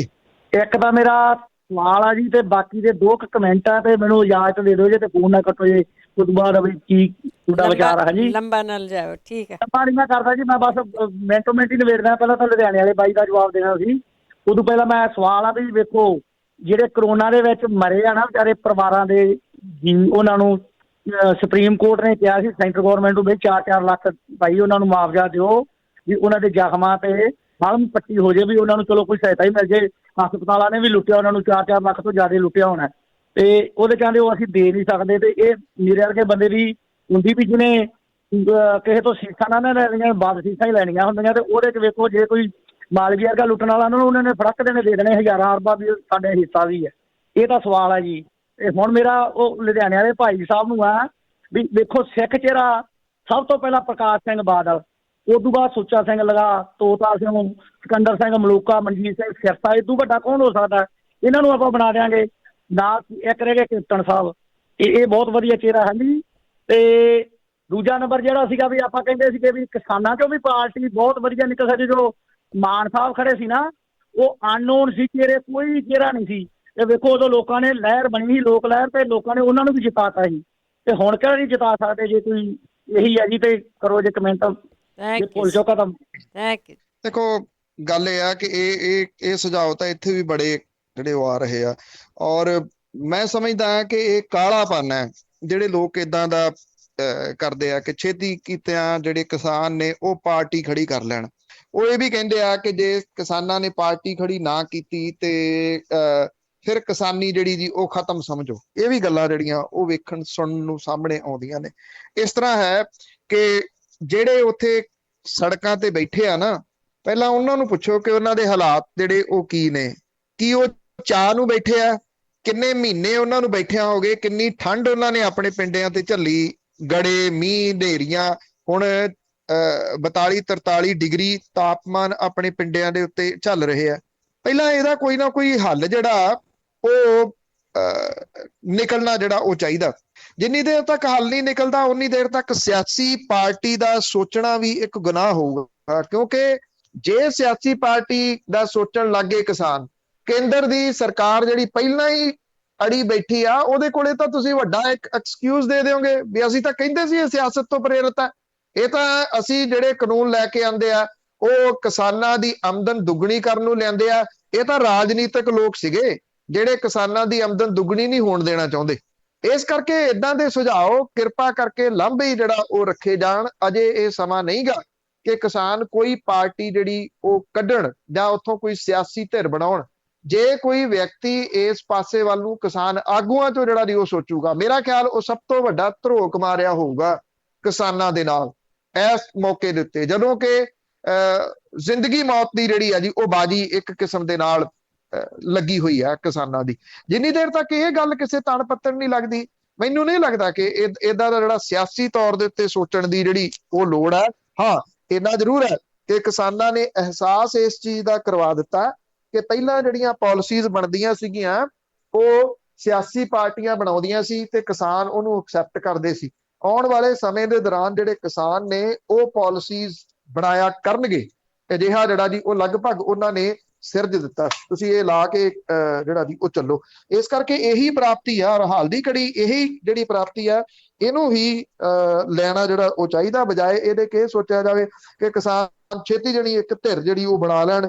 ਤੇ 89 ਵਾਂਗੂ ਜਿਹੜਾ ਜੀ ਜਦੋਂ ਸਿਮਰਜੀਤ ਸਿੰਘ ਮਾਨ ਹੋਰਾਂ ਨੂੰ ਲੋਕਾਂ ਨੇ ਇੰਨਾ ਸਹਿਯੋਗ ਦੇ ਦਿੱਤਾ ਸੀ, ਮੈਂ ਜਿਹੜਾ ਜੀ ਤੁਹਾਤੋਂ ਹੀ ਇਹ ਸਵਾਲ ਕਰਨਾ ਚਾਹੁੰਦਾ, ਤੁਸੀਂ ਆਪਣੇ ਆਪ ਤੋਂ ਹੀ ਪੁੱਛਿਓ, ਇੰਨਾ ਸਹਿਯੋਗ ਲੈ ਕੇ ਫਿਰ ਸਿਮਰਜੀਤ ਸਿੰਘ ਮਾਨ ਹੋਰਾਂ ਨੇ ਪੰਜਾਬੀ 'ਚ ਕਿਹੜਾ ਖੋਣ ਖੋਲਿਆ ਜੀ? ਸੁਰਿੰਦਰ ਸਿੰਘ ਸ਼ੇਰਗਿੱਲ। ਹਾਂਜੀ ਭੈਣ ਜੀ, ਪੰਨੂ ਸਾਹਿਬ ਤੇ ਸਾਰੇ ਸਰੋਤਿਆਂ ਨੂੰ ਸਤਿ ਸ੍ਰੀ ਅਕਾਲ ਜੀ। ਸਤਿ ਸ੍ਰੀ ਅਕਾਲ। ਸਤਿ ਸ਼੍ਰੀ ਅਕਾਲ ਜੀ। ਸਤਿ ਸ਼੍ਰੀ ਅਕਾਲ। ਪੰਨੂ ਸਾਹਿਬ, ਪਹਿਲਾਂ ਜਿਹੜਾ ਸਿੱਖ ਚਿਹਰੇ ਦਾ ਰੌਲਾ ਪਾਉਂਦੇ ਆ, ਸਿੱਖੀ ਦਾ ਰੌਲਾ ਪਾਉਂਦੇ ਆ, ਪਹਿਲਾਂ ਗੁਰੂ ਮਹਾਰਾਜ ਦੇ ਘਰਾਣੇ ਦੇਖ ਲੈਣ ਜੀ। ਗੁਰੂ ਨਾਨਕ ਬੇਦੀ, ਗੁਰੂ ਅੰਗਦ ਦੇਵ ਜੀ ਤਰੇਹਣ, ਗੁਰੂ ਅਮਰਦਾਸ ਜੀ ਭੱਲੇ ਤੇ ਗੁਰੂ ਰਾਮਦਾਸ ਤੋਂ ਬਾਅਦ ਸੋਢੀ ਬੰਸ ਚੱਲੀ 10ਵੇਂ ਪਾਤਸ਼ਾਹ ਤਾਈਂ। ਤੇ ਇੱਕ ਵੀ ਅੰਮ੍ਰਿਤਧਾਰੀ ਦੀ ਬਾਣੀ ਹੈ ਨਹੀਂ ਗੁਰੂ ਗ੍ਰੰਥ ਸਾਹਿਬ ਵਿੱਚ, ਇੱਕ ਵੀ ਸਿੰਗਲ ਦੀ ਵੀ। ਬੇਸਵਾ ਦੀ ਬਾਣੀ ਆ ਉਹਦੇ ਵਿੱਚ, ਰਵਿਦਾਸ ਮਹਾਰਾਜ ਦੀ ਪਸ਼ੂ ਛਿਲਦਿਆਂ ਦੀ ਬਾਣੀ ਆ। ਮੰਦਰਾਂ ਦੀ ਗੱਲ ਕਰਦੇ, ਜਿਹੜਾ ਨਾਮੇ ਨੂੰ ਧੱਕੇ ਮਾਰ ਕੇ ਕੱਢਿਆ, ਨਾਮਾ ਰੱਬ ਨਾਲ ਗੱਲਾਂ ਕਰਨ ਲੱਗਾ। ਮਹਾਰਾਜ ਕਹਿੰਦੇ ਪ੍ਰਮਾਤਮਾ ਉਹ ਨਾਮਿਆ ਨਹੀਂ ਤਾਂ ਅੱਜ ਤੇ ਮੈਨੂੰ ਨਹੀਂ ਮੰਦਰ 'ਚ ਵੜਨ ਦਿੱਤਾ, ਤੈਨੂੰ ਕਿੱਥੇ ਵੜਨ ਦੇਣਾ? ਮੇਰਾ ਮੰਦਰ ਹੈ, ਮੈਨੂੰ ਨਹੀਂ ਵੜਨ ਦਿੰਦੇ, ਤੂੰ ਕਿਹਦਾ ਪਾਣੀ ਹਾਰਿਆ? ਤੇ ਦੂਜਾ ਸਵਾਲ ਕਰਨ ਤੋਂ ਪਹਿਲਾਂ ਅਸੀਂ ਆਪਣਾ ਵੀ ਪਿਛੋਕੜ ਦੱਸਿਆ, ਅਸੀਂ ਪੰਜਾਬ ਲਈ ਕੀ ਕੀਤਾ। ਅਸੀਂ ਹਾਲਾ 60,000 ਤੋਂ ਘੱਟ ਲੈਣ ਨੂੰ ਤਿਆਰ ਨਹੀਂ, ਜੱਟ ਉੱਥੇ ਮੰਨ ਰਹੇ ਰੇਹਾਂ ਖਾ ਖਾ ਕੇ ਵਿਚਾਰੇ। ਤੇ ਅਸੀਂ ਕੀ ਕਰਦੇ ਪੰਜਾਬ ਲਈ? ਸਿੱਖੀ ਲਈ ਅਸੀਂ ਕੀ ਕੀਤਾ? ਹੋਰ ਕਿਸੇ ਲਈ ਅਸੀਂ ਕੀ ਕੀਤਾ? ਕਾਲਰ ਤਾਂ ਅਸੀਂ ਕਰਨ ਲੱਗ ਪੈਂਦੇ ਹਾਂ ਉੱਠ ਕੇ, ਚੱਕ ਕੇ ਫੋਨ ਲੈ ਕੇ। ਪਰ ਆਪਣਾ ਵੀ ਪਿਛੋਕੜ ਦੱਸਿਆ ਕਰੀਏ ਵੀ ਅਸੀਂ ਕੀ ਉੱਥੋਂ ਕਿੱਦਾਂ ਆਏ ਹਾਂ, ਕੀ ਕਰਕੇ ਆਏ ਹਾਂ, ਜਾਂ ਹੁਣ ਵੀ ਅਸੀਂ ਪੰਜਾਬ ਲਈ ਕੀ ਕਰ ਰਹੇ ਹਾਂ। ਇੰਨਾ ਕਿ ਕਰ ਲਓ, ਹਾਲਾ ਘੱਟ ਕਰਕੇ ਤਾਂ ਦਰਖਤ ਲਾ ਲਓ ਆਪਣੀ ਜ਼ਮੀਨ 'ਚ, ਇਹੀ ਬਹੁਤ ਆ। ਤੇ ਦੂਜਾ ਪੰਨੂ ਸਾਹਿਬ, ਮੇਰਾ ਸਵਾਲ ਆ, ਤਾਂ ਕੀ ਬਾਪੂ ਜੀ ਤੋਂ ਕੁਛ ਕੱਢ ਲਊਗੀ ਜੇ ਅਸੀਂ STI ਜਿਹੜੀ ਉਹ ਕਾਕਾ ਜੀ ਕਹਿ ਕੇ ਸਾਰ ਦੂਗੇ ਜੀ? ਦੇਖੋ, ਕਾਸ਼ ਕਿਤੇ ਤੁਹਾਡੇ ਵਰਗੀ ਜਿਹੜੀ ਦੀ ਉਹ ਸੋਚ ਬਹੁਤਿਆਂ ਦੀ ਹੋ ਜਾਂਦੀ, ਜਦੋਂ ਅਸੀਂ ਪੀੜੀ ਥੱਲੇ ਸੋਟਾ ਮਾਰਨ ਲੱਗ ਜਾਈਏ। ਇੱਥੇ ਰੈਗੂਲਰ ਲਿਸਨਰ ਨੇ ਪੰਜਾਬੀ ਰੇਡੀਓ USA ਦੇ ਰਾਜ ਮੰਟੀਕਾ ਹੋਰੀ, ਉਹਨਾਂ ਨੇ ਜਦੋਂ ਇੱਕ ਵਾਰੀ ਗੱਲ ਚੱਲੀ ਸੀ ਤੇ ਉਹਨਾਂ ਨੇ ਆਪਣਾ ਜਿਹੜਾ ਦੀ ਉਹ ਠੇਕਾ ਛੱਡਤਾ ਸੀਗਾ। ਇਹ ਦੂਜਿਆਂ ਨੂੰ ਵੀ ਇਹ ਕਿਹਾ ਸੀਗਾ ਵੀ ਤੁਸੀਂ ਛੱਡੋ, ਉਹ ਤਾਂ ਛੱਡ ਕੇ ਬਾਕੀ ਕਿਸੇ ਨੇ ਹੋਰ ਨੇ ਜਿਹੜਾ ਜੀ ਉਹ ਛੱਡਿਆ। ਜਦੋਂ ਇਹੋ ਜਿਹੀ ਗੱਲ ਆਉਂਦੀ ਆ ਫਿਰ ਸਾਰੇ ਜਿਹੜਾ ਜੀ ਉਹ ਚੁੱਪ ਕਰਕੇ ਪਾਸਾ ਬਚਾ ਕੇ ਸਮਾਂ ਜਿਹੜਾ ਲਗਾ ਕੇ ਅੱਗੇ ਜਿਹੜਾ ਉਹ ਤੁਰ ਪੈਂਦੇ ਆ। ਜੇ ਅਸੀਂ ਇਹ ਸੋਚਣ ਲੱਗ ਜਾਈਏ ਕਿ ਅਸੀਂ ਕੀ ਕੀਤਾ ਇਹਦੇ ਵਾਸਤੇ, ਇੱਥੋਂ ਬਹੁਤੇ ਸਵਾਲਾਂ ਦਾ ਜਵਾਬ ਜਿਹੜਾ ਜੀ ਉਹ ਨਿਕਲ ਆਉਣਾ, ਕਿਉਂਕਿ ਫੇਰ ਕੋਈ ਵੀ ਜਿਹੜਾ ਉਹ ਸਲਾਹਖੋਰੇ ਜਿਹੜੇ ਨੇ ਉਹ ਘਟ ਜਾਣਗੇ। ਇਹ ਸਲਾਹਖੋਰਿਆਂ ਨੇ ਇੱਥੋਂ ਤੱਕ ਜਿਹੜੀ ਕਹਾਣੀ ਲਗਾਏ 26 ਜਨਵਰੀ ਤੱਕ। ਜੇ 26 ਜਨਵਰੀ ਨੂੰ ਇਹ ਸਾਰਾ ਕੁਝ ਨਾ ਹੁੰਦਾ, ਜੋ ਕੁਝ ਉੱਥੇ ਦਿੱਲੀ ਹੋਇਆ, ਯਕੀਨ ਕਰੋ ਇਹ ਲਗਭਗ ਜੇ ਉਦੋਂ ਟਰੈਕਟਰ ਜਿਹੜਾ ਅੰਦੋਲਨ ਸੀਗਾ ਉਹ ਪ੍ਰੋਪਰ ਹੋ ਜਾਂਦਾ, ਇਹ ਦੂਜੇ ਪਾਸੇ ਨੂੰ ਨਾ ਤੁਰਦੇ, ਤੇ ਅੱਜ ਤੱਕ ਹੱਲ ਜਿਹੜਾ ਇਹਦਾ ਨਿਕਲ ਆਉਣਾ ਸੀਗਾ। ਇਹ ਸਲਾਹਖੋਰਿਆਂ ਨੇ ਮਰਵਾਇਆ ਜੀ। ਉਦੋਂ ਉਹਨਾਂ ਦਿਨਾਂ ਦੇ ਦੌਰਾਨ ਤੁਸੀਂ ਵੀਡੀਓਜ਼ ਤਾਂ ਦੇਖੋ, ਫੇਸਬੁੱਕ ਤਾਂ ਜਿਹੜੀ ਉਹ ਦੇਖੋ ਕਿ ਸਾਡਾ ਰੂਟ ਜਿਹੜਾ ਜੀ ਉਹ ਕਿਹੜਾ ਹੋਊਗਾ। ਅੱਜ ਕਿੱਥੇ ਨੇ ਜਿਹੜਾ ਜੀ ਉਹ ਲੋਕ, ਅੱਜ ਉਹ ਦੀਪ ਸਿੱਧੂ ਜਿਹੜਾ ਜੀ ਉਹ ਕਿੱਥੇ ਆ, ਉਹਦੇ ਨਾਲ ਜਿਹੜੇ ਫਿਰਦੇ ਸੀਗੇ ਉਹ ਕਿੱਥੇ ਨੇ, ਜਿਨ੍ਹਾਂ ਨੂੰ ਬਹੁਤ ਉਦੋਂ ਜਿਹੜੀਆਂ ਦੀ ਉਹ ਇੰਟਰਵਿਊਜ਼ ਕਰ ਰਹੇ ਸੀਗੇ, ਉਦੋਂ ਕੇ ਵਰਗੇ, ਉਹ ਕਿੱਥੇ ਨੇ ਅੱਜ? ਕਿਉਂਕਿ ਉਹਨਾਂ ਨੇ ਆਪਣਾ ਉਹ ਕੰਮ ਕਰਾਤਾ ਤੇ ਫਿਰ ਜਿਹੜਾ ਉਹ ਲਾਂਭੇ ਹੋ ਗਏ। ਇਹ ਸਲਾਹਖੋਰਿਆਂ ਨੇ ਹੀ ਸਾਰਾ ਕੁਝ ਜਿਹੜਾ ਜੀ ਉਹ ਕਰਾਇਆ। ਜਿੱਥੋਂ ਤੱਕ ਗੱਲ ਹੈ SIT ਦੀ, ਦੇਖੋ ਜੇ ਇਸ ਮਸਲੇ ਦੇ ਉੱਤੇ, ਬੇਅਦਬੀ ਵਾਲੇ ਮਸਲੇ ਦੇ ਉੱਤੇ, ਤੁਸੀਂ ਇਹਨੂੰ ਨਿਰਾਸ਼ਾਵਾਦੀ ਨਾ ਆਨਸਰ ਲੈਣਾ, ਪਰ ਮੈਂ ਰਿਐਲਿਟੀ ਜਿਹੜਾ ਜੀ ਅੱਜ ਤੁਹਾਨੂੰ ਇੰਨੀ ਜ਼ਰੂਰ ਦੱਸੂਗਾ ਵੀ ਜੇ ਇਹਦੇ ਵਿੱਚ ਕੁਝ ਹੋ ਜਾਂਦਾ ਤੇ ਉਹ ਤੁਸੀਂ ਇਹ ਕਹਿ ਲਿਓ ਕਿ ਉਹਨੂੰ ਬੋਨਸ ਦੇ ਰੂਪ ਚ ਲੈ ਲਿਓ, ਨਹੀਂ ਤਾਂ ਅਦਰਵਾਈਜ਼ ਬਹੁਤ ਵੱਡੀਆਂ ਐਕਸਪੈਕਟੇਸ਼ਨਸ ਜਿਹੜੀਆਂ ਉਹ ਇਸ ਸਾਰੀ ਜਾਂਚ ਤੋਂ ਹੁਣ ਨਾ ਰੱਖੋ, ਕਿਉਂਕਿ ਇਹਦੇ ਉੱਤੇ ਸਿਆਸਤ ਤੇ ਸਿਰਫ ਸਿਆਸਤ ਹੋ ਰਹੀ ਹੈ। ਮਹੇਸ਼ਿੰਦਰ ਸਿੰਘ ਜੀ। ਜੀ ਭੈਣ ਜੀ ਸਤਿ ਸ਼੍ਰੀ ਅਕਾਲ। ਸਤਿ ਸ਼੍ਰੀ ਅਕਾਲ ਪੰਨੂ ਸਾਹਿਬ, ਮੇਰਾ ਸਵਾਲ ਇਹ ਸੀ, ਜਦੋਂ ਪਹਿਲੇ ਵਾਰੀ ਆਮ ਆਦਮੀ ਪੰਜਾਬ ਖੜੀ ਹੋਈ ਉਦੋਂ 100 ਸੀਟ ਦਾਅਵਾ ਕੀਤਾ ਗਿਆ ਸੀ। ਚਲੋ ਜਿੰਨੇ ਵੀ ਲੋਕ ਨੇ ਪੰਜਾਬ ਨੇ ਸਾਥ ਦਿੱਤਾ, ਆਪਾਂ ਨਹੀਂ ਕਹਿ ਸਕਦੇ ਨਹੀਂ ਸਾਥ ਦਿੱਤਾ, ਕਈ ਸੀਟਾਂ ਦੇ ਮਾਰਜਨ, ਪਰ ਜਿੰਨੇ MLA ਪਤਾ ਜੀ ਨੂੰ ਵੀ ਹਲਕੇ, ਉਹ ਜਦੋਂ ਵੋਟਾਂ ਤੋਂ ਬਾਅਦ ਉਹ ਪਿੰਡਾਂ ਦੇ ਵਿੱਚ ਗਏ, ਬੀਬੀ ਬਲਜਿੰਦਰ ਕੌਰ ਆ, ਉਹਦੇ ਫਾਦਰ ਮੇਰੇ ਚੰਗੇ ਮਿੱਤਰ ਰਹੇ ਨੇ, ਉਹ ਵੀ ਪਿੰਡਾਂ ਦੇ ਵਿੱਚ ਹੁਣ ਜਾਣ ਲੱਗੇ ਨੇ ਜੀ। ਕੋਈ ਕਿਸੇ ਦਾ ਕੰਮ ਨਹੀਂ ਹੋਇਆ। ਜਿਹੜੇ ਵੀ ਬੰਦੇ ਨਾਲ ਆਪਦੇ ਹਲਕੇ 'ਚ ਜਾਂ ਤਲਵੰਡੀ ਸਾਬੋ ਦੇ ਹਲਕੇ 'ਚ ਗੱਲ ਕਰਦੇ ਆ, ਉਹ ਕਹਿੰਦੇ ਆ ਵੀ ਨਹੀਂ ਜੀ ਹੁਣ ਨਹੀਂ ਅਸੀਂ ਇਹਨਾਂ ਨੂੰ ਵੋਟਾਂ ਪਾਉਣੀਆਂ। 4-5 ਸੀਟਾਂ ਤਾਂ ਮੈਂ ਗਿਣਾ ਦਿੰਦਾ ਜੀ, ਤੇ ਹੁਣ ਜੇ ਜ਼ੋਰ ਲਾ ਕੇ ਵੀ ਲਾਉਣਗੇ ਤਾਂ ਕਿੰਨੀਆਂ ਕੁ ਲੈ ਜਾਣਗੇ ਜੀ? ਇਹ ਜਿਹੜੇ ਲੋਕ ਹੈ ਪੰਜਾਬ ਦੇ, ਉਹਨੂੰ ਨਹੀਂ ਲੱਗਦਾ ਵੀ ਜਦੋਂ ਵੋਟਾਂ ਨੇੜੇ ਆਈਆਂ ਤੇ ਇਹਨਾਂ ਨੇ ਖੜਕਾ ਦੜਕਾ ਕਰਕੇ ਤੇ ਉਧਰ ਸ਼ਰਾਬਾਂ ਦੇ ਤੇ ਪੈਸਿਆਂ ਦੇ ਤੇ ਪੋਸਟਾਂ ਭੁੱਕੀਆਂ ਤੇ ਵਿਕ ਜਾਣਾ, ਤੇ ਫਿਰ ਉਹੀ ਅਕਾਲੀ ਦਲ ਵਾਲੇ ਤੇ ਦੂਜੇ ਜਿੱਤ ਜਾਣੇ ਆ ਜੀ? ਮੈਨੂੰ ਇਸ ਗੱਲ ਦਾ ਜਵਾਬ ਦਿਓ। Thank you. ਦੇਖੋ ਇਹ ਤੁਹਾਡੀ ਗੱਲ ਜਿਹੜੀ ਉਹ ਠੀਕ ਆ। ਮੈਂ ਤਾਂ ਸਮਝਦਾ ਕਿ ਜਿਹੜਾ ਪਿਰਮਲ ਸਿੰਘ ਸੀ ਉਹ ਇੱਥੇ ਹੱਡ ਤੜਾਉਂਦਾ ਹੁੰਦਾ ਸੀਗਾ ਜੀ, ਜਿਹੜੇ ਬੇਰੁਜ਼ਗਾਰ ਲਾਈਨਮੈਨ ਯੂਨੀਅਨ ਦੇ ਵਿੱਚ। ਉਹ ਜਿਹੜਾ ਜਗਤਾਰ ਜੱਗਾ ਰਾਏਕੋਟ ਤੋਂ, ਉਹਨੂੰ ਕੌਣ ਜਾਣਦਾ ਸੀਗਾ ਜੀ? ਨਾਜਰ ਸਿੰਘ ਮਾਨਸ਼ਾਹੀਆ, ਸੰਦੋਆ, ਜਿਹੜੇ ਕਮਾਲੂ, ਇਹਨਾਂ ਨੂੰ ਕੌਣ ਜਾਣਦਾ ਸੀਗਾ ਜੀ? ਇਹ MLA ਬਣ ਗਏ, ਉਸ ਵੇਵ ਦੇ ਵਿੱਚ MLA ਬਣ ਗਏ। ਜਿਹੜੀ 100 ਸੀਟਾਂ ਵਾਲੀ ਗੱਲ ਸੀ, ਉਹ ਦੇਖੋ ਉਹ ਸਰਵੇਆਂ ਦੀ ਐਵੇਂ ਰਿਪੋਰਟ ਹੁੰਦੀ ਆ ਹਵਾ ਕਰਨ ਦੇ ਵਾਸਤੇ। ਏਦਾਂ ਦੀ ਹਵਾ ਭਾਰਤੀ ਜਨਤਾ ਪਾਰਟੀ ਕਰਦੀ ਸੀ ਨਾ। 1 ਮਈ ਦੀਦੀ ਗਈ ਵੀ ਉਹ ਤਾਂ ਗਏ, ਉਹ ਤਾਂ ਖਤਮ ਹੋ ਗਈ ਦੀਦੀ, ਤਾਂ ਉਹਨੂੰ ਤਾਂ ਪੱਛਮੀ ਬੰਗਾਲ 'ਚ ਰਹਿਣ ਲਈ ਕਿਸੇ ਨੇ ਕਿਰਾਏ ਤੇ ਮਕਾਨ ਨਹੀਂ ਦੇਣਾ। ਏਦਾਂ ਦੀਆਂ ਗੱਲਾਂ ਵੀ ਜਿਹੜੀਆਂ ਆਉਂਦੀਆਂ ਸੀ, ਉਹ ਫਿਰ ਕੀ ਰਿਐਲਿਟੀ 'ਚ ਕੀ ਨਿਕਲਿਆ ਸਭ ਦੇ ਜਿਹੜਾ ਉਹ ਸਾਹਮਣੇ ਆ। ਇਹ ਬਿਲਕੁਲ ਜਿਹੜੀ ਉਹ ਠੀਕ ਹੈ ਗੱਲ। ਤੁਸੀਂ ਚਾਹੇ ਬਲਜਿੰਦਰ ਕੌਰ ਹੋਰਾਂ ਦੇ ਬਾਰੇ ਦੇ ਵਿੱਚ ਕਹਿੰਦੇ ਹੋ, ਚਾਹੇ ਉਹ ਮਾਣੂਕੇ ਹੁਰੀ ਨੇ, ਚਾਹੇ ਕੋਈ ਵੀ ਹੈ ਜਿਹੜਾ ਉਹ ਉਹਨਾਂ ਦੇ ਬਾਰੇ ਦੇ ਵਿੱਚ ਇਹ ਗੱਲਾਂ ਚੱਲਦੀਆਂ ਨੇ। ਦੇਖੋ ਵਿਰੋਧੀ ਧਿਰ ਦੇ ਵਿੱਚ ਨੇ, ਪਹਿਲੀ ਤਾਂ ਇਹ ਗੱਲ ਆ। ਉਹਨਾਂ ਇੱਥੇ ਕੋਈ ਉਹਨਾਂ ਨੂੰ ਗ੍ਰਾਂਟ ਨਹੀਂ ਮਿਲਦੀ, MLAs ਨੂੰ ਗ੍ਰਾਂਟ ਨਹੀਂ ਮਿਲਦੀ। ਹੁਣ ਜਿਹੜੀ ਗ੍ਰਾਂਟ ਪਿੱਛੇ ਜੇ ਕਾਂਗਰਸ ਨੇ ਦਿੱਤੀ ਆ, ਉਹ ਸਿਰਫ ਕਾਂਗਰਸੀ MLAs ਨੂੰ ਦਿੱਤੀ ਆ। ਵਿਰੋਧੀ ਧਿਰ ਦੇ MLA ਦੇ ਕੋਲੇ ਕੋਈ ਪੈਸਾ ਧੇਲਾ ਨਹੀਂਗਾ ਜੀ। ਬਿਨਾਂ ਪੈਸੇ ਧੇਲੇ ਤੋਂ ਮਦਦ ਨਹੀਂ ਹੋ ਸਕਦੀ। ਕੀ ਉਹ ਡਿਵੈਲਪਮੈਂਟ ਵੀ ਕੀ ਕਰਵਾ ਸਕਦੇ ਆ ਆਪਣੀ? ਇਹ ਦੂਸਰਾ ਜਿਹੜਾ ਉਹਦਾ ਪੱਖ ਹੈ। ਇੱਕ ਗੱਲ ਜਿਹੜੀ ਸਾਨੂੰ ਇਹ ਨਹੀਂ ਭੁੱਲਣੀ ਚਾਹੀਦੀ ਕਿ ਜਿਹੜਾ ਪੰਜਾਬ ਹੈ ਇਹ ਸਰਹੱਦੀ ਸਟੇਟ ਹੈ, ਇਹ ਬਾਰਡਰ ਏਰੀਆ। ਜਿਹੜੇ ਬਾਰਡਰ ਏਰੀਆਜ਼ ਹੁੰਦੇ ਆ ਉਹਦੇ ਉੱਤੇ ਜਿਹੜੀਆਂ ਸੈਂਟਰਲ ਏਜੰਸੀਜ਼ ਹੁੰਦੀਆਂ ਨੇ, ਉਹਨਾਂ ਦਾ ਬਹੁਤ ਕੰਟਰੋਲ ਹੁੰਦਾ। ਉਹ ਇਹ ਤੈਅ ਕਰਦੀਆਂ ਨੇ ਕਿ ਉਹਨਾਂ ਦੇ ਵਾਸਤੇ ਕਿਹੜੀ ਪਾਰਟੀ ਜਿਹੜੀ ਆ ਉਹ ਸਹੀ ਆ, ਜਿਹੜੀ ਇੱਥੇ ਕਾਬਜ ਹੋਵੇ। ਇਸ ਕਰਕੇ ਅਖੀਰਲੇ ਘੰਟਿਆਂ ਦੇ ਵਿੱਚ ਬਹੁਤ ਕੁਝ ਬਦਲ ਦਿੱਤਾ ਜਾਂਦਾ। ਤੇ ਪੰਜਾਬੀਆਂ ਦੇ ਸੁਭਾਅ ਦੇ ਬਾਰੇ ਦੇ ਵਿੱਚ ਜਿਹੜੀ ਤੁਸੀਂ ਅਖੀਰ ਦੇ ਵਿੱਚ ਗੱਲ ਕਹਿ ਦਿੱਤੀ ਆ, ਉਹ ਤਾਂ ਫਿਰ 100 ਹੱਥ ਰੱਸਾ ਸਿਰੇ ਤੇ ਗੰਢ ਆ ਨਾ, ਔਰ ਉਹਨੂੰ ਕੱਟਿਆ ਨਹੀਂ ਜਾ ਸਕਦਾ। ਤੁਹਾਡੀ ਉਹ ਲਫ਼ਜ਼ਾਂ ਨੂੰ 1% ਵੀ ਨਹੀਂ ਜਿਹੜਾ ਉਹ ਕੱਟਿਆ ਜਾ ਸਕਦਾ। ਉਹ ਚਾਹੇ ਭੁੱਕੀ ਹੈ, ਚਾਹੇ ਜਿਹੜੀ ਉਹ ਸ਼ਰਾਬ ਹੈ। ਉਹ ਨਾਰਾ ਚੱਲਦਾ ਹੁੰਦਾ ਸੀ 16 ਦੇ ਵਿੱਚ ਕਿ ਜਾਂਦਿਆਂ ਭੁੱਕੀ ਆਉਂਦਿਆਂ ਸ਼ਰਾਬ, ਆਓ ਸਿਰਜੀਏ ਨਵਾਂ ਪੰਜਾਬ। ਤੋ ਇਹ ਪੰਜਾਬ ਸਿਰਜਿਆ ਹੋਇਆ, ਇਹ ਕਿਹਨੇ ਸਿਰਜਿਆ ਹੋਇਆ, ਕਿਵੇਂ ਸਿਰਜਿਆ ਹੋਇਆ?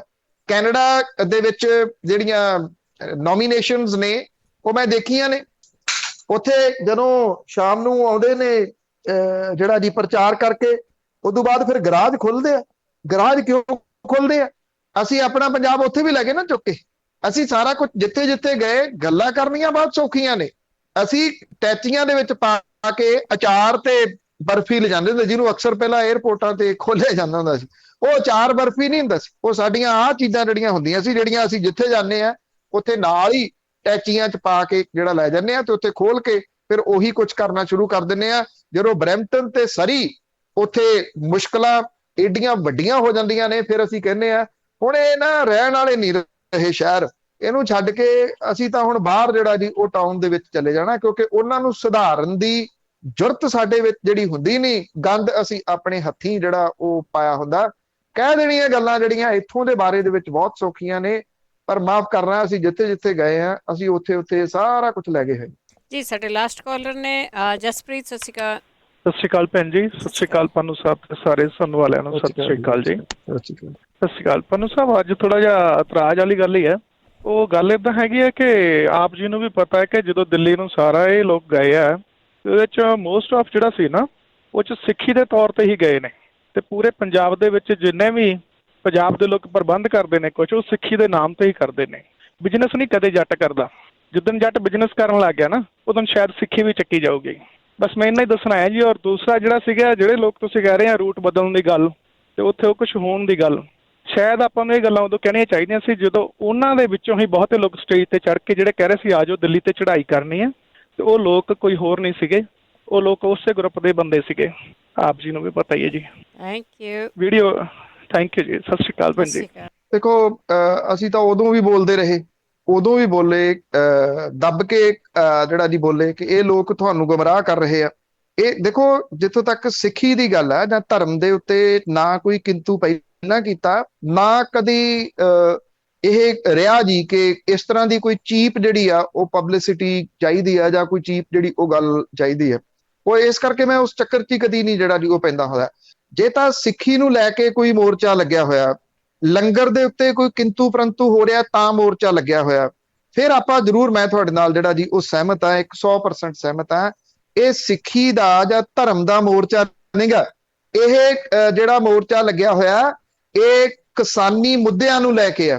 ਫਿਰ ਅੱਜ ਤੁਸੀਂ ਇਸ ਚੀਜ਼ ਨੂੰ ਮਨਫੀ ਕਰਕੇ ਜੇ ਇਦਾਂ ਤੁਸੀਂ ਦੇਖੋਗੇ ਤੇ ਹਰਿਆਣੇ ਵਾਲੇ ਕਿਸਾਨਾਂ ਨੂੰ ਮਨਫੀ ਕਰ ਦਿਓਗੇ ਉਹਦੇ ਵਿੱਚੋਂ। ਅੱਜ ਇਹ ਮੰਨਣ ਵਾਲੀ ਗੱਲ ਹੈ, ਜੇ ਸਰਹੱਦਾਂ ਦੇ ਉੱਤੇ 27 ਤੋਂ ਬਾਅਦ ਗਾਜੀਪੁਰ ਦੇ ਉੱਤੇ ਤੇ ਸਿੰਘੂ ਤੇ ਟਿੱਕਰੀ ਦੇ ਉੱਤੇ ਹਰਿਆਣੇ ਵਾਲੇ ਨਾ ਆ ਕੇ ਬਹਿੰਦੇ, ਫਿਰ ਇਹ ਬੜਕਾ ਮਾਰਨ ਵਾਲੇ ਜਿਹੜੇ ਲੱਭਣੇ ਨਹੀਂ ਸੀ ਕਿਤੇ। ਔਰ ਇਹ 26 ਤਰੀਕ ਨੂੰ ਉਹ ਸਾਰਾ ਕੁਝ ਕਰਕੇ ਉਦੋਂ ਤਿੱਤਰ ਹੋ ਚੁੱਕੇ ਸੀ ਉੱਥੋਂ, ਇਹ ਨਿਕਲ ਚੁੱਕੇ ਹੋਏ ਸੀ ਉੱਥੋਂ ਲੋਕੋ। ਇਸ ਕਰਕੇ ਕਿ ਲੋਕਾਂ ਨੂੰ ਫਸਾ ਕੇ ਵੀ ਹੁਣ ਖਾਓ ਚਿੱਤਰ, ਇਹੋ ਜਿਹੇ ਹਾਲਾਤ ਜਿਹੜੇ ਉਹ ਪੈਦਾ ਕਰ ਦਿੱਤੇ ਸੀ। ਇਸ ਕਰਕੇ ਜੇ ਉੱਥੇ ਉਦੋਂ ਨਾ ਆਉਂਦੇ ਤੇ ਫਿਰ ਇਹ ਸਾਰਾ ਕੁਝ ਧਰਿਆ ਰਹਿ ਜਾਣਾ ਸੀ। ਉਹ ਰਾਤ ਸਾਨੂੰ ਪਤਾ ਆ ਕਿ ਕਿਹੜੇ ਤਰੀਕੇ ਦੇ ਨਾਲ ਮਿੰਟ ਦੇ ਉੱਤੇ ਜਿਹੜੀ 26 ਵਾਲੀ ਰਾਤ ਤੇ 27 ਵਾਲਾ ਜਿਹੜਾ ਦਿਨ ਸੀ ਉਹ ਨਿਕਲੇ ਨੇ। ਬਹੁਤ ਸਾਰੇ ਜਾਣਕਾਰ ਜਿਹੜੇ ਮੇਰੇ ਵੀ ਨੇ, ਉਹ ਪਰਿਵਾਰਾਂ ਦੇ ਵਿੱਚੋਂ ਨੇ ਜਿਹੜੇ ਉੱਥੇ ਬੈਠੇ ਨੇ, ਉਹਨਾਂ ਦੇ ਨਾਲ ਉਹਨਾਂ ਦੀਆਂ ਮਾਵਾਂ ਨੇ, ਬੱਚੀਆਂ ਨੇ, ਉਹਨਾਂ ਦੀਆਂ ਪਤਨੀਆਂ ਨੇ। 8-8 10-10 ਹਜ਼ਾਰ ਦੀ ਗਿਣਤੀ ਦੇ ਵਿੱਚ ਗੁੰਡਿਆਂ ਨੇ ਆ ਕੇ ਇਹ ਸਾਰੀਆਂ ਸਰਹੱਦਾਂ ਘੇਰ ਲੀਆਂ ਸੀ ਉਸ ਰਾਤ।